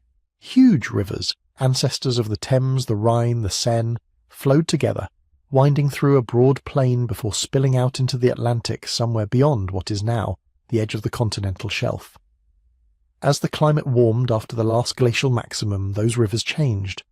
The ice sheets retreated. Meltwater surged south. In places where the ground was already low and weak, enormous glacial lakes formed, dammed behind ridges of ice and rock. At some point, probably in a series of episodes rather than a single neat moment, those dams failed. Catastrophic outburst floods roared through the chalk and sediment that now separates Britain from France, carving deep channels, scouring bedrock, gouging what geologists call the Channel River system. These were not tsunamis in the sense of a single towering wave generated by an earthquake or a submarine landslide. They were colossal freshwater floods, sustained torrents lasting hours or days, churning with ice and rock. But they did some of the same work. They weakened the land, cut through saddles and low divides, gave the rising sea future pathways to follow. Then, as the ice continued to melt, sea level rose. Slowly, relentlessly, centimetre by centimetre, year by year. The dry valley of the Channel began to flood from the west, as Atlantic water pushed in, and from the east, as the low North Sea basin deepened. Low ground was first to go. Marshes, braided river flats, shallow lakes. What had been a continuous landmass became a landscape of bottlenecks and corridors. A little higher here, a little lower there. That was often the difference between a dry crossing and a shallow sound. Doggerland sat within this changing web like a vast sinking bridge. For a long time it remained a passable, habitable plain. Even as water crept in from all sides, the highest ridges and plateaus stayed dry, connecting what we now call Britain to the continent. But the connections were no longer broad, effortless strolls across open grassland. They were narrowing belts, constricting routes along which people, animals, and ideas moved. This is where the long goodbye begins. If you imagine living through it, it doesn't feel like a decisive break. It feels like a series of adjustments. The old ford is too deep this spring. You use a different one. A once reliable valley now floods each winter. You shift your camp to the flanks of a nearby hill. A crossing that elders remember taking on foot now requires a dug-out canoe.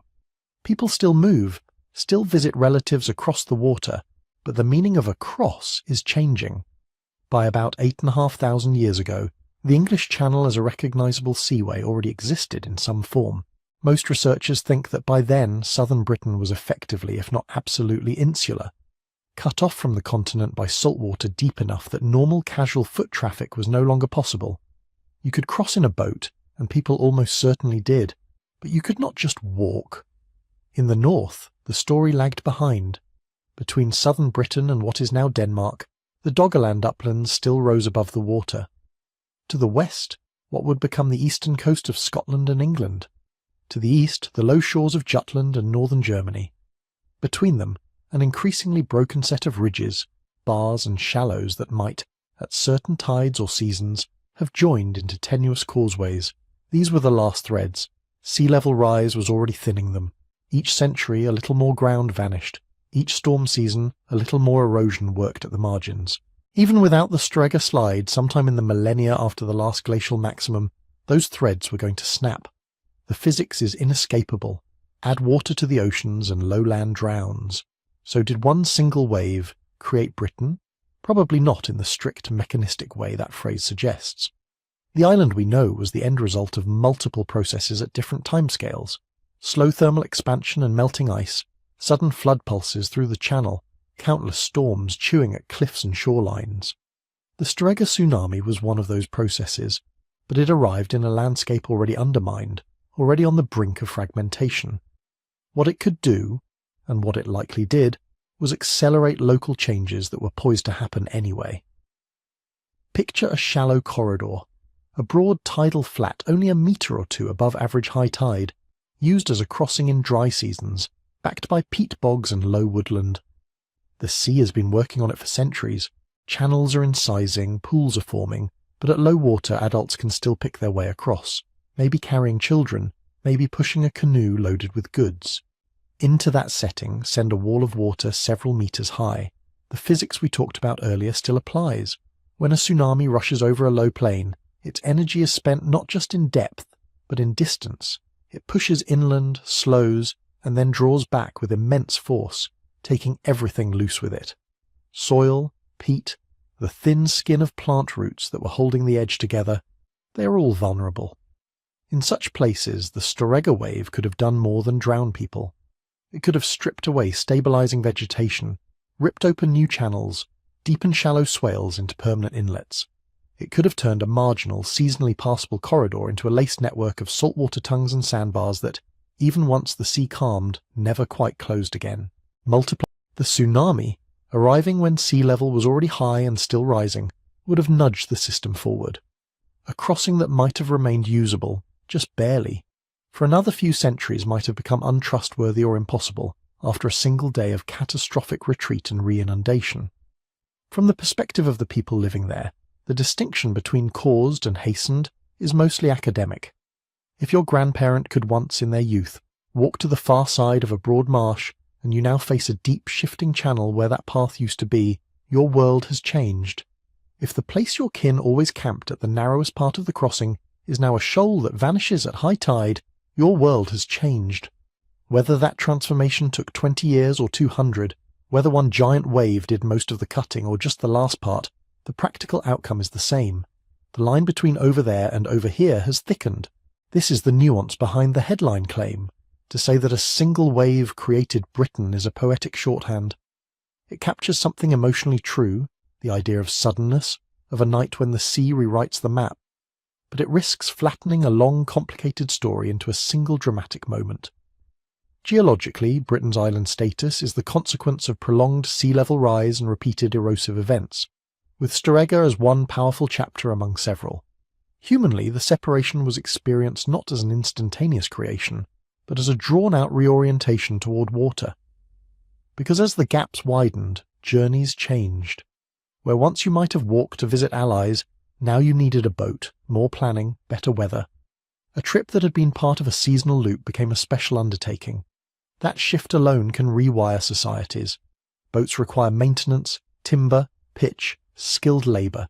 They can carry more goods than a person on foot, but they are more vulnerable to storms, to mechanical failure, to currents that don't care about your kin obligations. In some areas, exchange networks probably tightened, focusing more on nearby groups on the same side of the new water. In others, crossings may have become more centralised, funneled through a few families who controlled the knowledge and resources for seafaring. That kind of bottleneck can create power. The people who know when it's safe to cross, who own the best canoes, who know the landmarks in open water and the hidden sandbanks, become indispensable. Over generations, these invisible lines, who you marry, who you trade with, who you can visit in bad weather, start to map onto the visible ones, where the sea lies, how far it stretches, how rough it becomes in different seasons. Geography seeps into identity. People on the western uplands, looking out over a widening channel, may have begun to think of themselves as belonging to this side, these woods, these rivers.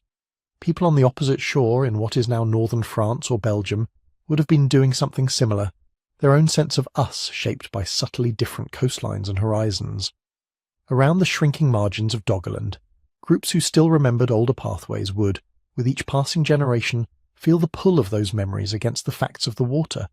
Eventually the stories catch up. There was once a time, someone might say, when our people could walk across there. There was once a land where we hunted deer where now the seals lie. There was once a place where the ancestors lived that the sea has taken. These are not just laments. They are boundary markers, verbal fences around a shrinking perception of home. By the time Britain was unquestionably an island in every practical sense, no more casual crossings on foot, only deliberate voyages by water, the processes that had made it so were already old news to the rocks and the tides. But to the people inhabiting its shores, and the shores facing it, the consequences were still unfolding. Travel was harder in some directions, easier in others. Exchange shifted from broad, flat plains to narrower, salt-edge corridors. The sea that had always been a source of food and danger became, more and more, a line you had to cross with intention. That is the Britain Storegga helped bring into being. Not conjured in a single night, but coaxed into sharper outline by one violent surge in a long-rising tide. An island made not just of chalk and clay, but of altered roots, truncated relationships, and a slow, dawning realization that what lay between its shores and the continent was no longer a wet, inconvenient lowland, but something larger, deeper, and, in a new way, apart. To understand how we know any of this, how we can trace an ancient wave's role in such a drawn-out transformation, we have to turn from story back to evidence, to the quiet, layered testimony of sand in peat, shells in silt, and buried landscapes glimpsed through cores and sonar. If you drain away the sea and strip back the grass and heather, what you're left with is layers. Layers of mud and sand and rotted plants. Layers of shells and pollen and microscopic skeletons of things too small for anyone in Mesolithic Britain to have imagined. Each layer is a moment, a season, a storm, a quiet decade. Stack enough of them together, and you get a record of change that runs far deeper than any human memory. This is where the Storegga tsunami is hiding. Not in a single dramatic scar in the landscape, but in thin, sometimes almost delicate sheets of strange sand, caught between peats and silts in places that, on the day of the wave, were low, wet, and very unlucky. To find those sheets, scientists go hunting in the quietest, softest parts of the coast. Not on exposed cliffs, where the story has been chewed to pieces by every storm since, but in sheltered basins, back barrier marshes, tidal inlets that silted up and turned to bog, inland hollows that collected peat for thousands of years. Places that spend their lives gently accumulating. They walk out over reed beds and heather moors and flat, squelching salt marsh. Then they stop, brace a metal tube against the ground and begin to push. Coring, they call it. A simple idea. Drive a hollow cylinder down into the earth, twist and pull up a plug of sediment. A vertical slice through time. Do this again and again, metre after metre in different spots along a transect from the present shoreline inland, and slowly a pattern appears. When those cores are split open in the lab, the history of the place is laid out in cross-section. Dark, fibrous peat where mosses and sedges built a waterlogged carpet over centuries. Finer grey or brown silts where quiet water settled out suspended mud. Occasional thin bands of charcoal from long-ago fires. Pollen grains that, under a microscope, sketch the rise and fall of woodland and open ground. And sometimes, in the middle of that peaceful, peaty sequence, something abrupt. A pale band of clean, sharp sand, coarser than the mud above and below, sharp-based, cutting into the underlying peat as if it arrived forcefully, scouring and gouging before settling. Sometimes only a few centimetres thick, sometimes tens of centimetres, sometimes pinching out and disappearing a few metres further inland, sometimes persisting. That is the first hint of a tsunami, sand where no normal beach or dune should be, sitting unexpectedly far inland, trapped between layers that whisper of slow, quiet accumulation. Look closer, and the signature becomes more specific. Mixed into that sand are tiny shells and fragments of marine organisms, things that live out in the brackish shallows or offshore, not in rain-fed bogs. There are marine microfossils called foraminifera, with their delicate calcite shells, and diatoms that belong to saltwater, not freshwater pools. In places there are rip-up clasts, torn chunks of the older peat and mud beneath, ripped loose and rolled into the deposit, like pages torn from the book and stuffed back in out of order. Seen under a microscope, the grains themselves tell a story. They are often better sorted and more rounded than storm-thrown debris, more like material reworked from offshore sands and pushed inland in a single, enormous surge. String these clues together, a sand sheet sitting between peats in a low basin, containing marine microfossils, showing signs of violent emplacement, and you have what geologists call a tsunami deposit. But the story is never that simple. The Earth rarely hands over confessions. It gives hints, probabilities, patterns that might match one thing or another. So each candidate layer is interrogated carefully. Could a severe storm have done this? A once-in-a-century surge, perhaps, driving waves over a coastal barrier and dumping sand far inland. Storms do leave overwash deposits, and along modern coasts their signatures provide a useful comparison. Storm layers tend to be patchier, more closely tied to present or former shorelines, their sand less uniform, their inland reach more limited. Tsunami deposits can claw their way much further up valleys and over low divides, ignoring normal floodplains and marching inland along paths of least resistance. So scientists look at distance from the ancient shoreline, at elevation, at the geometry of the deposit. They map how thick the sand is, how far it extends and how it thins. They compare multiple cores from the same basin, and then from adjacent basins, and then from another estuary tens or hundreds of kilometres away. In Scotland, in the Shetlands, along the coasts of Norway and Denmark, this detective work has revealed sand sheets at roughly the same relative position in the sequence, a sudden marine pulse interrupting the quiet growth of peat and lagoon mud around 8,200 years ago. To turn around 8,200 years into something more precise, you need dates. Dating mud and sand is not like reading a calendar. It's more like tracing faint pencil marks through a palimpsest. The main tool is radiocarbon, measuring the decay of radioactive carbon-14 in once living material to estimate how long it's been since death.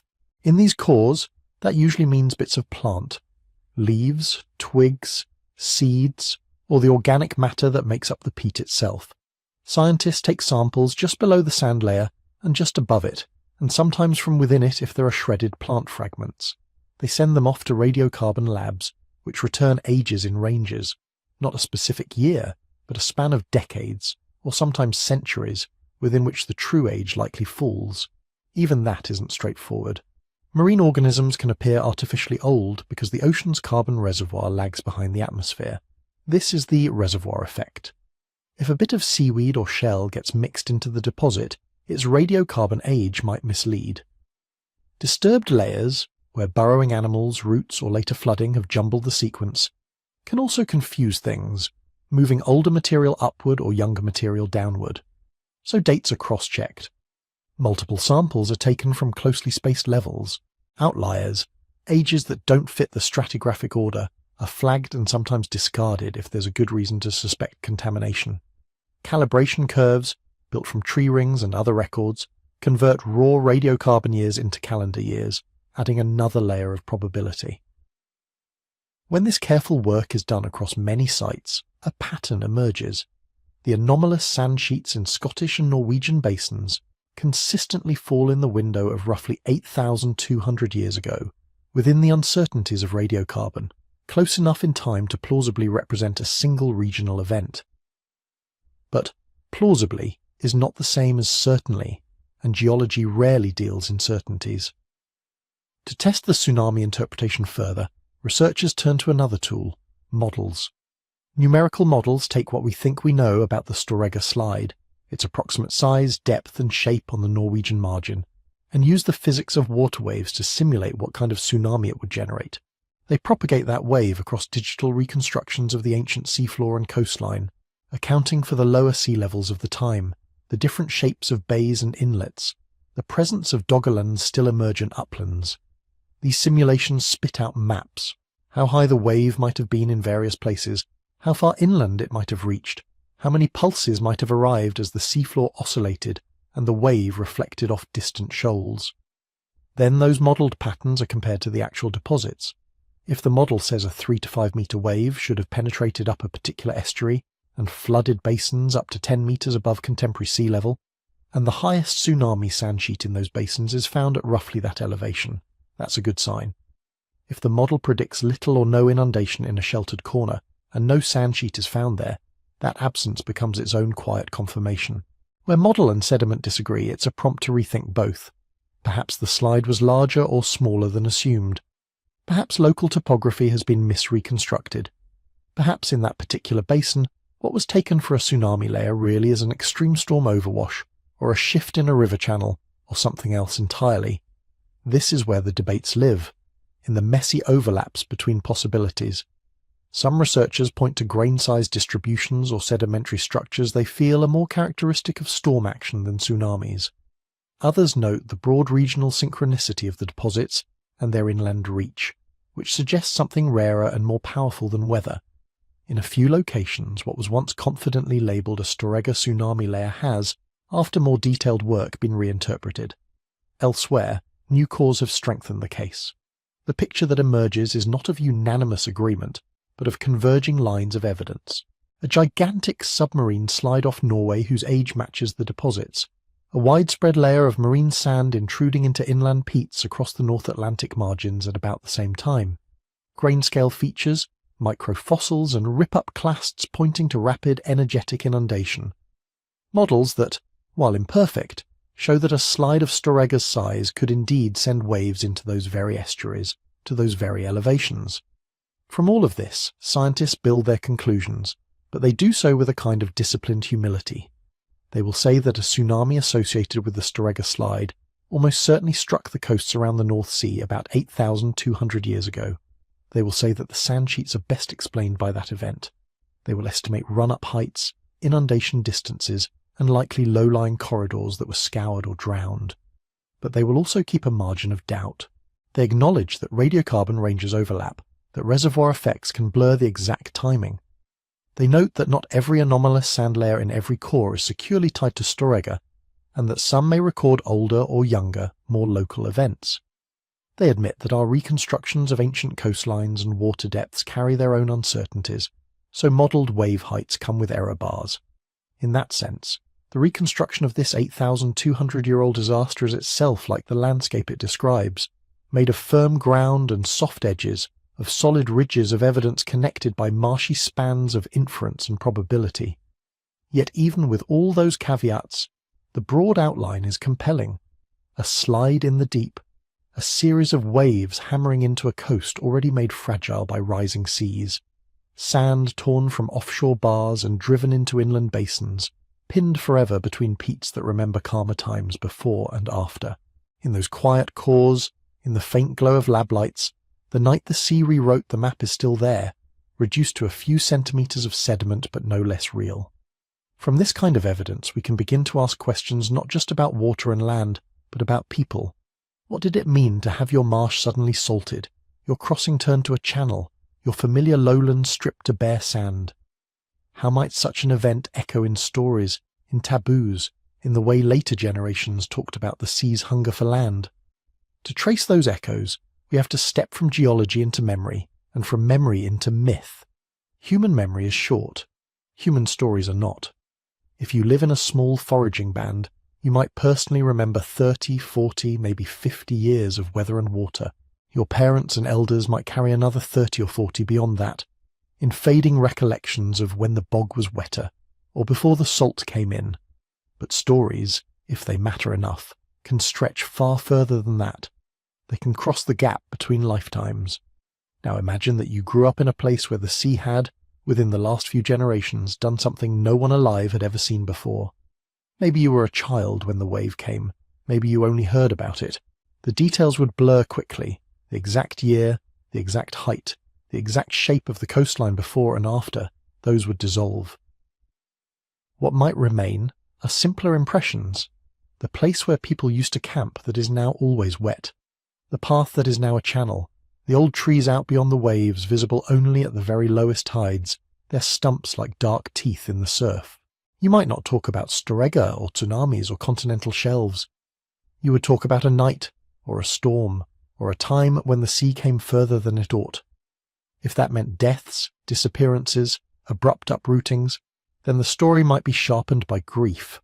It would become something you told children when they strayed too close to the edge, not because you were trying to preserve an accurate geological record, but because you were trying to keep them alive. Do not build too low.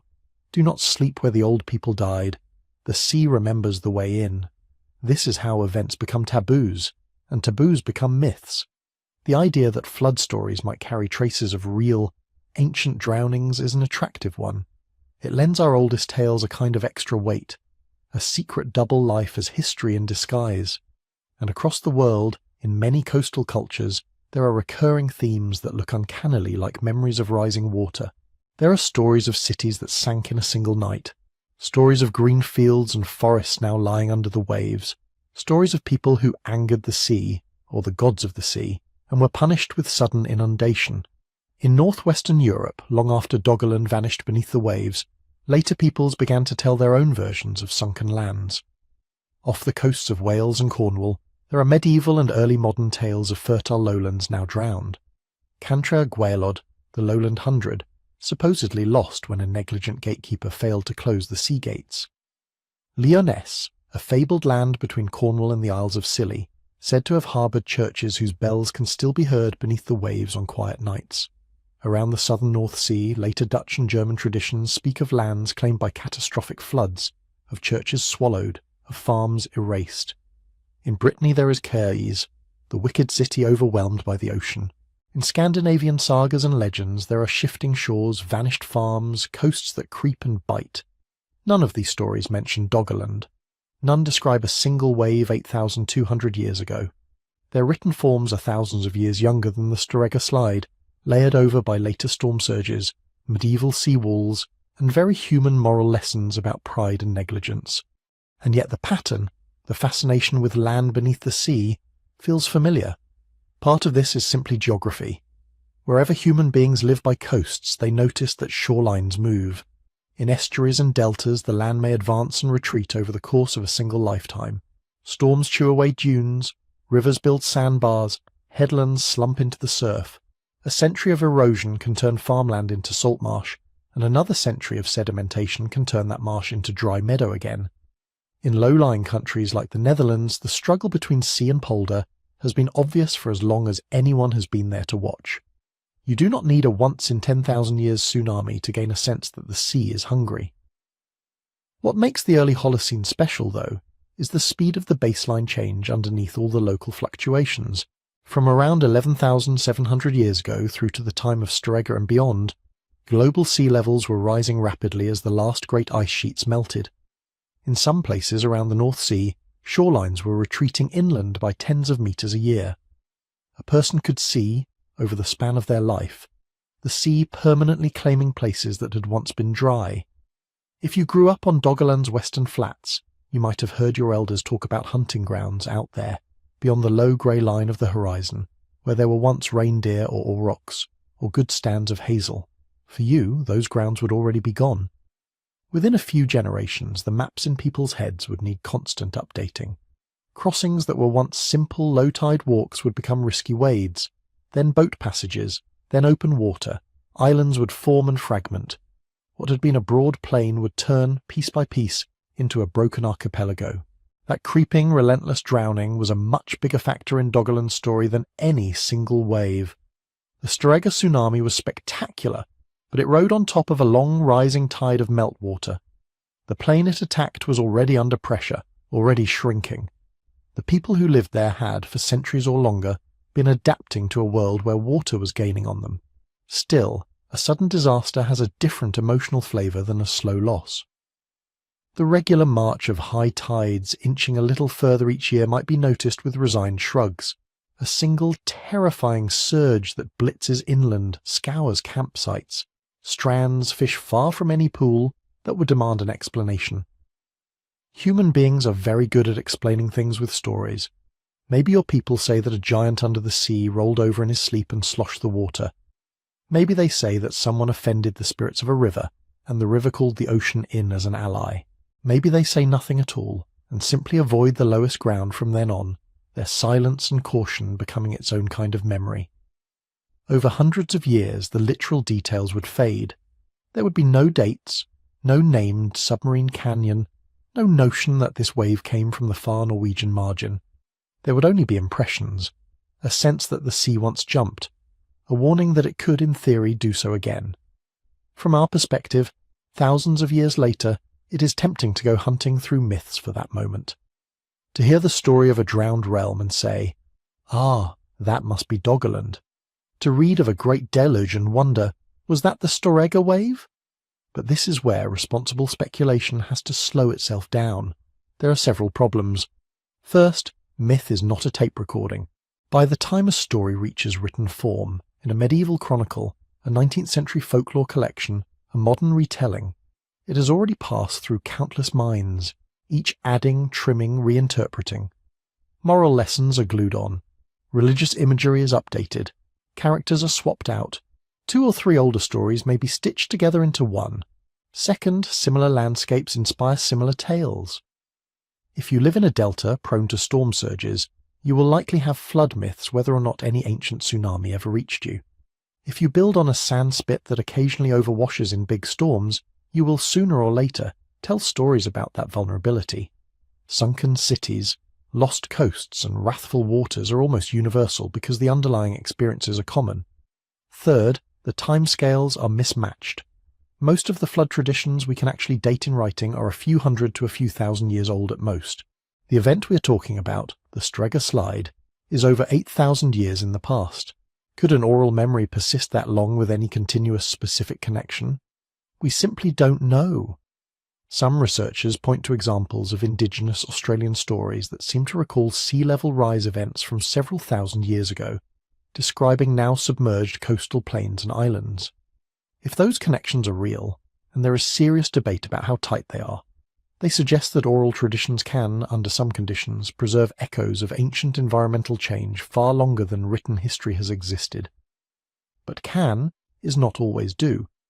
It is one thing to say that a myth may reflect at some remove a remembered landscape. It is another to pin a given story to a specific date and event. That second leap is where controversy lives. Some archaeologists and folklorists caution strongly against it. They point out that once a dramatic geological event is proposed in a region, there is a tendency to retrofit every local legend to match, to see evidence everywhere for what we already expect to find. So for Doggerland, for Storegga, the careful stance is this. It is reasonable to think that people who lived through rapid sea level rise and occasional catastrophic floods would develop stories about land lost to the sea. it is reasonable to note that many later cultures around the North Sea told tales of sunken lowlands, drowned farms, and coasts that used to be further out. It is not reasonable, on present evidence, to claim that any particular medieval legend is a direct, unbroken memory of the night the Storegga wave came ashore. Doggerland itself has become a kind of modern myth. We reconstruct it scientifically, through seismic surveys, sediment cores, ancient DNA. We map its rivers and hills, its wetlands and dunes as best we can, but in popular imagination it's also something else. A symbol of a lost homeland, a reminder that what looks like permanent dry land can, within the sweep of deep time, be as temporary as a sandbar. For people today, it can stand in for all the places coastlines have quietly erased, the villages given up to the sea on the east coast of England, the fields lost to storm surges in the Wadden Sea, the salt-bitten ruins on eroding cliffs. For the Mesolithic families who really walked there, it was not a symbol, it was just home. They did not know they lived on what we would later call a continent or a land bridge. They knew the patterns of the tides, the good fishing grounds, the safe crossings. When those patterns changed, slowly or suddenly, they adjusted as best they could. Perhaps they marked the loss in stories. Perhaps they simply moved inland and taught their children to be wary of low ground. Either way, the boundary between land and sea that reshaped their world is still moving. Today, our coasts are again in motion, this time under the influence of human-driven climate change. Sea levels are rising, storms are shifting, deltas and barrier islands are on the move. We have instruments and satellites and numerical models to track these changes with a precision no Mesolithic forager could have imagined. What we do not have is immunity. In a few hundred or a few thousand years, some of our current shorelines may be as drowned as Doggerland is now. The maps we treat as fixed will look, from that far future, like just one frame in a slow animation of advancing water. People then might tell stories about cities in the sea, roads that now run under the waves, forests that only divers can visit. They might argue over whether those stories remember real places or whether they are only metaphors. Somewhere in their libraries or their data archives, the Storegga tsunami will still be there, a spike in a core, a band of sand between peats. Somewhere in their imaginations, Doggerland will still be doing what it does best for us now, reminding us that landscapes change, that the line between myth and memory is often drawn on shifting ground, and that living with the sea has always meant learning and relearning where shore ends and story begins. It would be easy at this point to turn Storegga into a simple warning label. Look what happened once, it could happen again. But the real lesson is quieter and a little stranger than that. The world those Mesolithic foragers knew is not the world we inhabit now. The shapes of the continents are different. The ice sheets that were still retreating in their time have long since vanished. The crust beneath the North Atlantic has been flexing and rebounding for thousands of years. Scotland is still very slowly rising after being unburdened of ice. Parts of southern England are slowly sinking. Coastlines we see on a modern map are the outcome of that long, restless rearrangement, so we cannot simply lift an event from 8,200 years ago and paste it onto today's risk maps. Doggerland is gone. The undersea slopes off Norway have had 8 millennia to slump, stabilise, and accumulate new sediments. Sea level is higher, tides are different. Any future wave, if one came, would move through a different maze of banks and basins, and yet water obeys the same physics. Gravity has not changed. Rock still fails when the forces on it grow too large. A loud lesson from the deep past is still a lesson, even if the stage set has been rearranged. In the modern North Atlantic, the biggest tsunami hazards are not identical to Storegga, but they rhyme with it. There are 3 main kinds of source. The first is the one most people think of, earthquakes. Around the rim of the Atlantic there are several active fault zones, though none as hyperactive as the Pacific's Ring of Fire. Off Portugal and the Western Mediterranean, the boundary between the African and Eurasian plates creaks and grinds. In 1755, an earthquake near Lisbon, probably on a complex fault system out in the Atlantic, generated a tsunami that devastated parts of Portugal, Spain and North Africa, and was recorded as far away as the Caribbean. It was not born of a submarine landslide like Storegga, but from a sudden jolt of the seafloor, the classic mechanism. Further north, near Iceland and along the mid-Atlantic ridge, spreading plates can also slip in ways that heave the seabed. Most of these earthquakes are relatively modest and deep. Only a subset are the right size and geometry to raise a significant wave. But they remind us that tsunami country is not limited to one ocean. The second source looks more like Storegga itself, underwater landslides. Steep continental slopes where thick piles of sediment accumulate are inherently unstable. You can picture them as vast undersea deltas, built grain by grain by rivers and currents, constantly perched on the edge of failure. Add a trigger, a small earthquake, a gas hydrate deposit thawing, a slope weakened by slow seepage, and a chunk of that pile can let go, accelerating downslope and displacing enormous volumes of water. Off Norway, geologists have catalogued not just the Storegga slide, but other large submarine failures from different periods. Similar scars dot the margins of Greenland, the Faroe Islands, and the eastern Canadian shelf. Many never produced waves big enough to be noticed by any human eye. Some occurred long before people reached these latitudes at all, but their existence is a reminder that continental margins are not static cliffs. They slump, they fail, they rearrange themselves in pulses and jolts.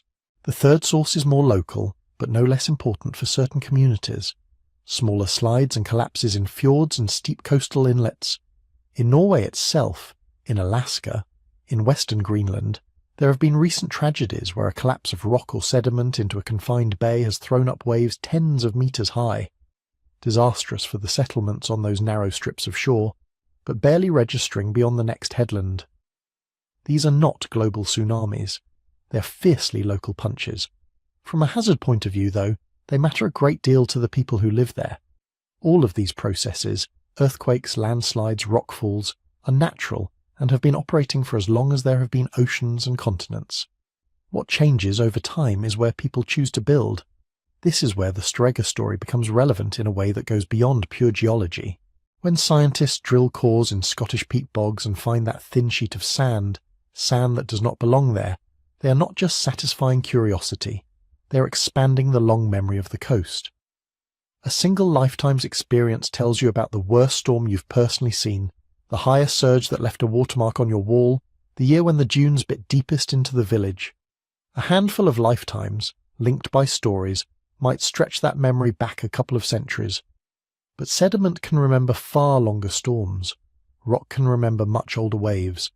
By piecing together a catalogue of ancient tsunamis, where they hit, how far inland they ran, how high they climbed, researchers can begin to estimate the long tail of coastal risk. Not the storm you get once every decade, or even once every century, but the rare, brutal events that may only happen once in 10,000 years, and yet have outsized consequences when they do. On a practical level, that helps in very modern ways. It feeds into hazard maps, into building codes, into decisions about where to place critical infrastructure. Do you put your power station, your evacuation routes, your low-lying suburbs in places that ancient sediments say have been swept before? Or do you treat those scars in the peat as advice from a deeper past and build a little higher? None of this means living in permanent fear of impossible odds. It means acknowledging that the baseline, the normal on which our sense of safety rests, is not fixed. It has a history, and it has a future. For the Mesolithic families on Doggerland, normal was already something they watched shift within a single lifetime. A crossing that used to be dry at low tide, now always wet. A fishing ground that silts up, a marsh that turns brackish. The Storegga wave was an extreme punctuation mark in that ongoing sentence, but it was still part of the same story. The coast as a moving boundary, not a line carved in stone. For us, normal has been shaped by a few relatively calm centuries in which sea level, on a human timescale, hardly budged. The maps you grew up with, the idea that this city is inland and that one is on the coast, can feel like permanent facts about the world. Against that background, talk of rising seas and shifting storm tracks can sound abstract, like a problem for someone else in a hazy future. Storegga reminds us how wrong that sense of permanence can be. It shows, in one sharp episode, how a familiar shoreline can be rewritten in a single day or night. It does not say that this will happen to us in precisely the same way, but it does whisper that here and not here, land and sea, are less stable categories than we might like. Now add our own ingredient, human-driven climate change. Global temperatures are rising. Ice sheets in Greenland and Antarctica are losing mass. The oceans are expanding as they warm. Over the coming centuries, sea levels are expected to rise by amounts that, while small on a planet-wide scale, will matter deeply to deltas, barrier islands, and low coastal plains. In some places, the retreat of shorelines could begin to approach, in speed, if not in absolute scale, the early Holocene drownings that ate away at Doggerland. This does not mean a single wave will suddenly create a new Britain. It means that, piece by piece, our own Doggerlands, today's tidal flats, salt marshes, reclaimed polders, and low-lying suburbs, may edge toward the sea again. Not in mythic time, but within the spans of a few generations. Looking backward to Storegga, we gain both perspective and humility. Perspective because we can see that coasts have always moved, that people have always had to adapt, retreat, reimagine where home could be. Humility because our technologies, for all their power, do not grant us exemption from that basic pattern. A seawall can buy time, a satellite can give warning. But neither can turn the ocean into something static. For coastal planners, engineers, and communities, the message hidden in those ancient sands is simple. Build with memory. Assume that the quiet decades are not the whole story. Leave room for water where water has gone before. Treat very rare events not as fantastical outliers, but as part of the long rhythm of the shore. For individuals lying awake at night listening to this, the message can be gentler. The disasters of the deep past did not end human life around the North Sea. They changed routes, patterns, and shorelines. People shifted, learned, found new ways to live along new edges. The world after the wave was not the same, but it was still a world in which children played, fires burned, and stories were told. If you could stand now out on the shallow banks where Doggerland's rivers once braided toward the horizon, you would feel none of that drama. You would not see the flash of the Storegga surge. You would see only the slow, tidal breathing of the North Sea.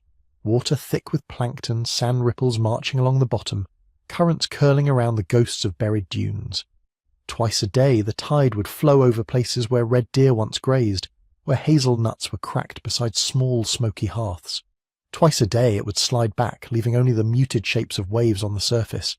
The meadows are gone, but the rhythm remains. As we turn toward the end of this story, you can imagine that tide working in darkness, patient and indifferent, over the lost plains and salt-stung cliffs alike. The sea has always been doing this, advancing, retreating, feeling for the edges of the land. Storegga was one loud moment in that endless work. Most of the time, change comes on the softer beat of waves, the almost inaudible lift and fall of water against shore. So we end up here, at this quieter part of the tale, where the wave has long since broken and the sea has gone back to its slow, patient work. We've walked, in imagination, across a continent that no longer exists. We've stood on Doggerland's low hills, listening to wind in grasses that are now silt and sand beneath the North Sea. We've watched the Norway margin give way in darkness, a slope of ancient mud letting go and tumbling into deep water. We've traced the Storegga wave as it fanned out across the basin, steepening, shoaling, climbing into Scottish bays and over low islands. And we've followed the long retreat, Britain's edges softening and fraying as sea level rose, channels widening, marshes turning brackish, paths becoming crossings, and crossings finally becoming sea. It can be the making of Britain was already underway, a drawn-out separation powered by melting ice sheets and rising global seas. For thousands of years, the channel between what we now call England and what we now call France was deepening. The low shelves between Britain and Scandinavia were drowning step by step. The wave arrived in the middle of that process, not at the beginning or the end. For people living in low valleys and along estuaries, it may have felt like an ending. Familiar trails gone, fishing grounds scoured, camps washed out to sea. For the coastline itself, it was one sharp gesture in a much longer choreography of tides, storms, and slow, relentless flooding. That is the strange balance of this story. On one scale, it's about an extraordinary night, or perhaps a few hours in one grey morning, when water rose far beyond any remembered mark. On another, it's about tens of centuries in which shorelines wandered almost imperceptibly, a few metres here, a few metres there, until whole landscapes slipped beneath the horizon. The sea does both. It whispers and it shouts. It eats away at continents grain by grain, and now and then it takes a bite. As you lie there now, you are living on the downstream end of that same process. The map under your pillow feels fixed, but it is only a frame from a very long film. Somewhere under the North Sea, under the shipping lanes and the wind farms, sleep the old river mouths and hazel thickets of Doggerland. Somewhere under modern estuaries lie older coastlines, older flood marks, older stories. If you'd like, you can let your attention widen for a moment to include the place where you are listening from. Not just the room or the building, but the wider landscape. The hill or plain or river valley that holds you. The nearest shore, whether it's a 5-minute walk away or many hours of driving. All of it part of this slow conversation between land and water. I'm curious where that is for you. If you feel awake enough, you're very welcome to share it. In the comments, you can write where in the world you're listening from and what time it is there right now. A city name, a country, near the sea, far from the sea, whatever feels simple. Over time, those tiny notes become their own kind of map, a quiet Doggerland of listeners scattered across the planet. If this journey through lost plains and ancient waves has kept you company tonight, it does help the channel if you gently tap like, or leave a short comment, or subscribe so you can find your way back for the next story. Those small actions are how these long, sleepy histories reach more night owls and early risers who might need them. And if you'd like to wander further into the deep past, there is a book that gathers more of these prehistoric secrets into one place. It follows vanished worlds, near extinctions and forgotten coasts in the same slow, story-driven way you've just heard. You can find it at sleepytimehistory.com whenever you feel like exploring with your eyes open instead of closed. For now, though, you don't need to go anywhere. You can imagine the North Sea as it is tonight, a dark, wide sheet breathing under the sky. The waves you see on the surface are small things, restless but harmless, sliding over an older landscape that no one can look at directly anymore. Down there, beneath trawlers and ferries, lie the outlines of lakes and marshes, buried hearths, the tracks of animals that have not drawn breath for 8,000 years. Over all of it, the water moves in long, unhurried pulses, tide in, tide out, winter storms, summer calms. Once, long ago, a single great wave rolled through and was gone. What remained was the sea itself, going back to its slow reshaping of the world, touching the same hidden contours again and again. You can let that image settle in your mind. Moonlight, or starlight, or just darkness, resting on a surface that hides an entire lost country. The land is quiet. The water is quiet. The change, when it comes, is mostly too gradual to feel. Somewhere within that stillness people sleep, as they always have along shifting shores. Fires fade, stories end in the middle of a sentence, the tide keeps breathing, and the world turns, and the ancient hidden landscape waits under the waves, patient as stone. You can keep drifting with it for as long as you need. The sea's slow work will go on without you watching. All you have to do now is rest.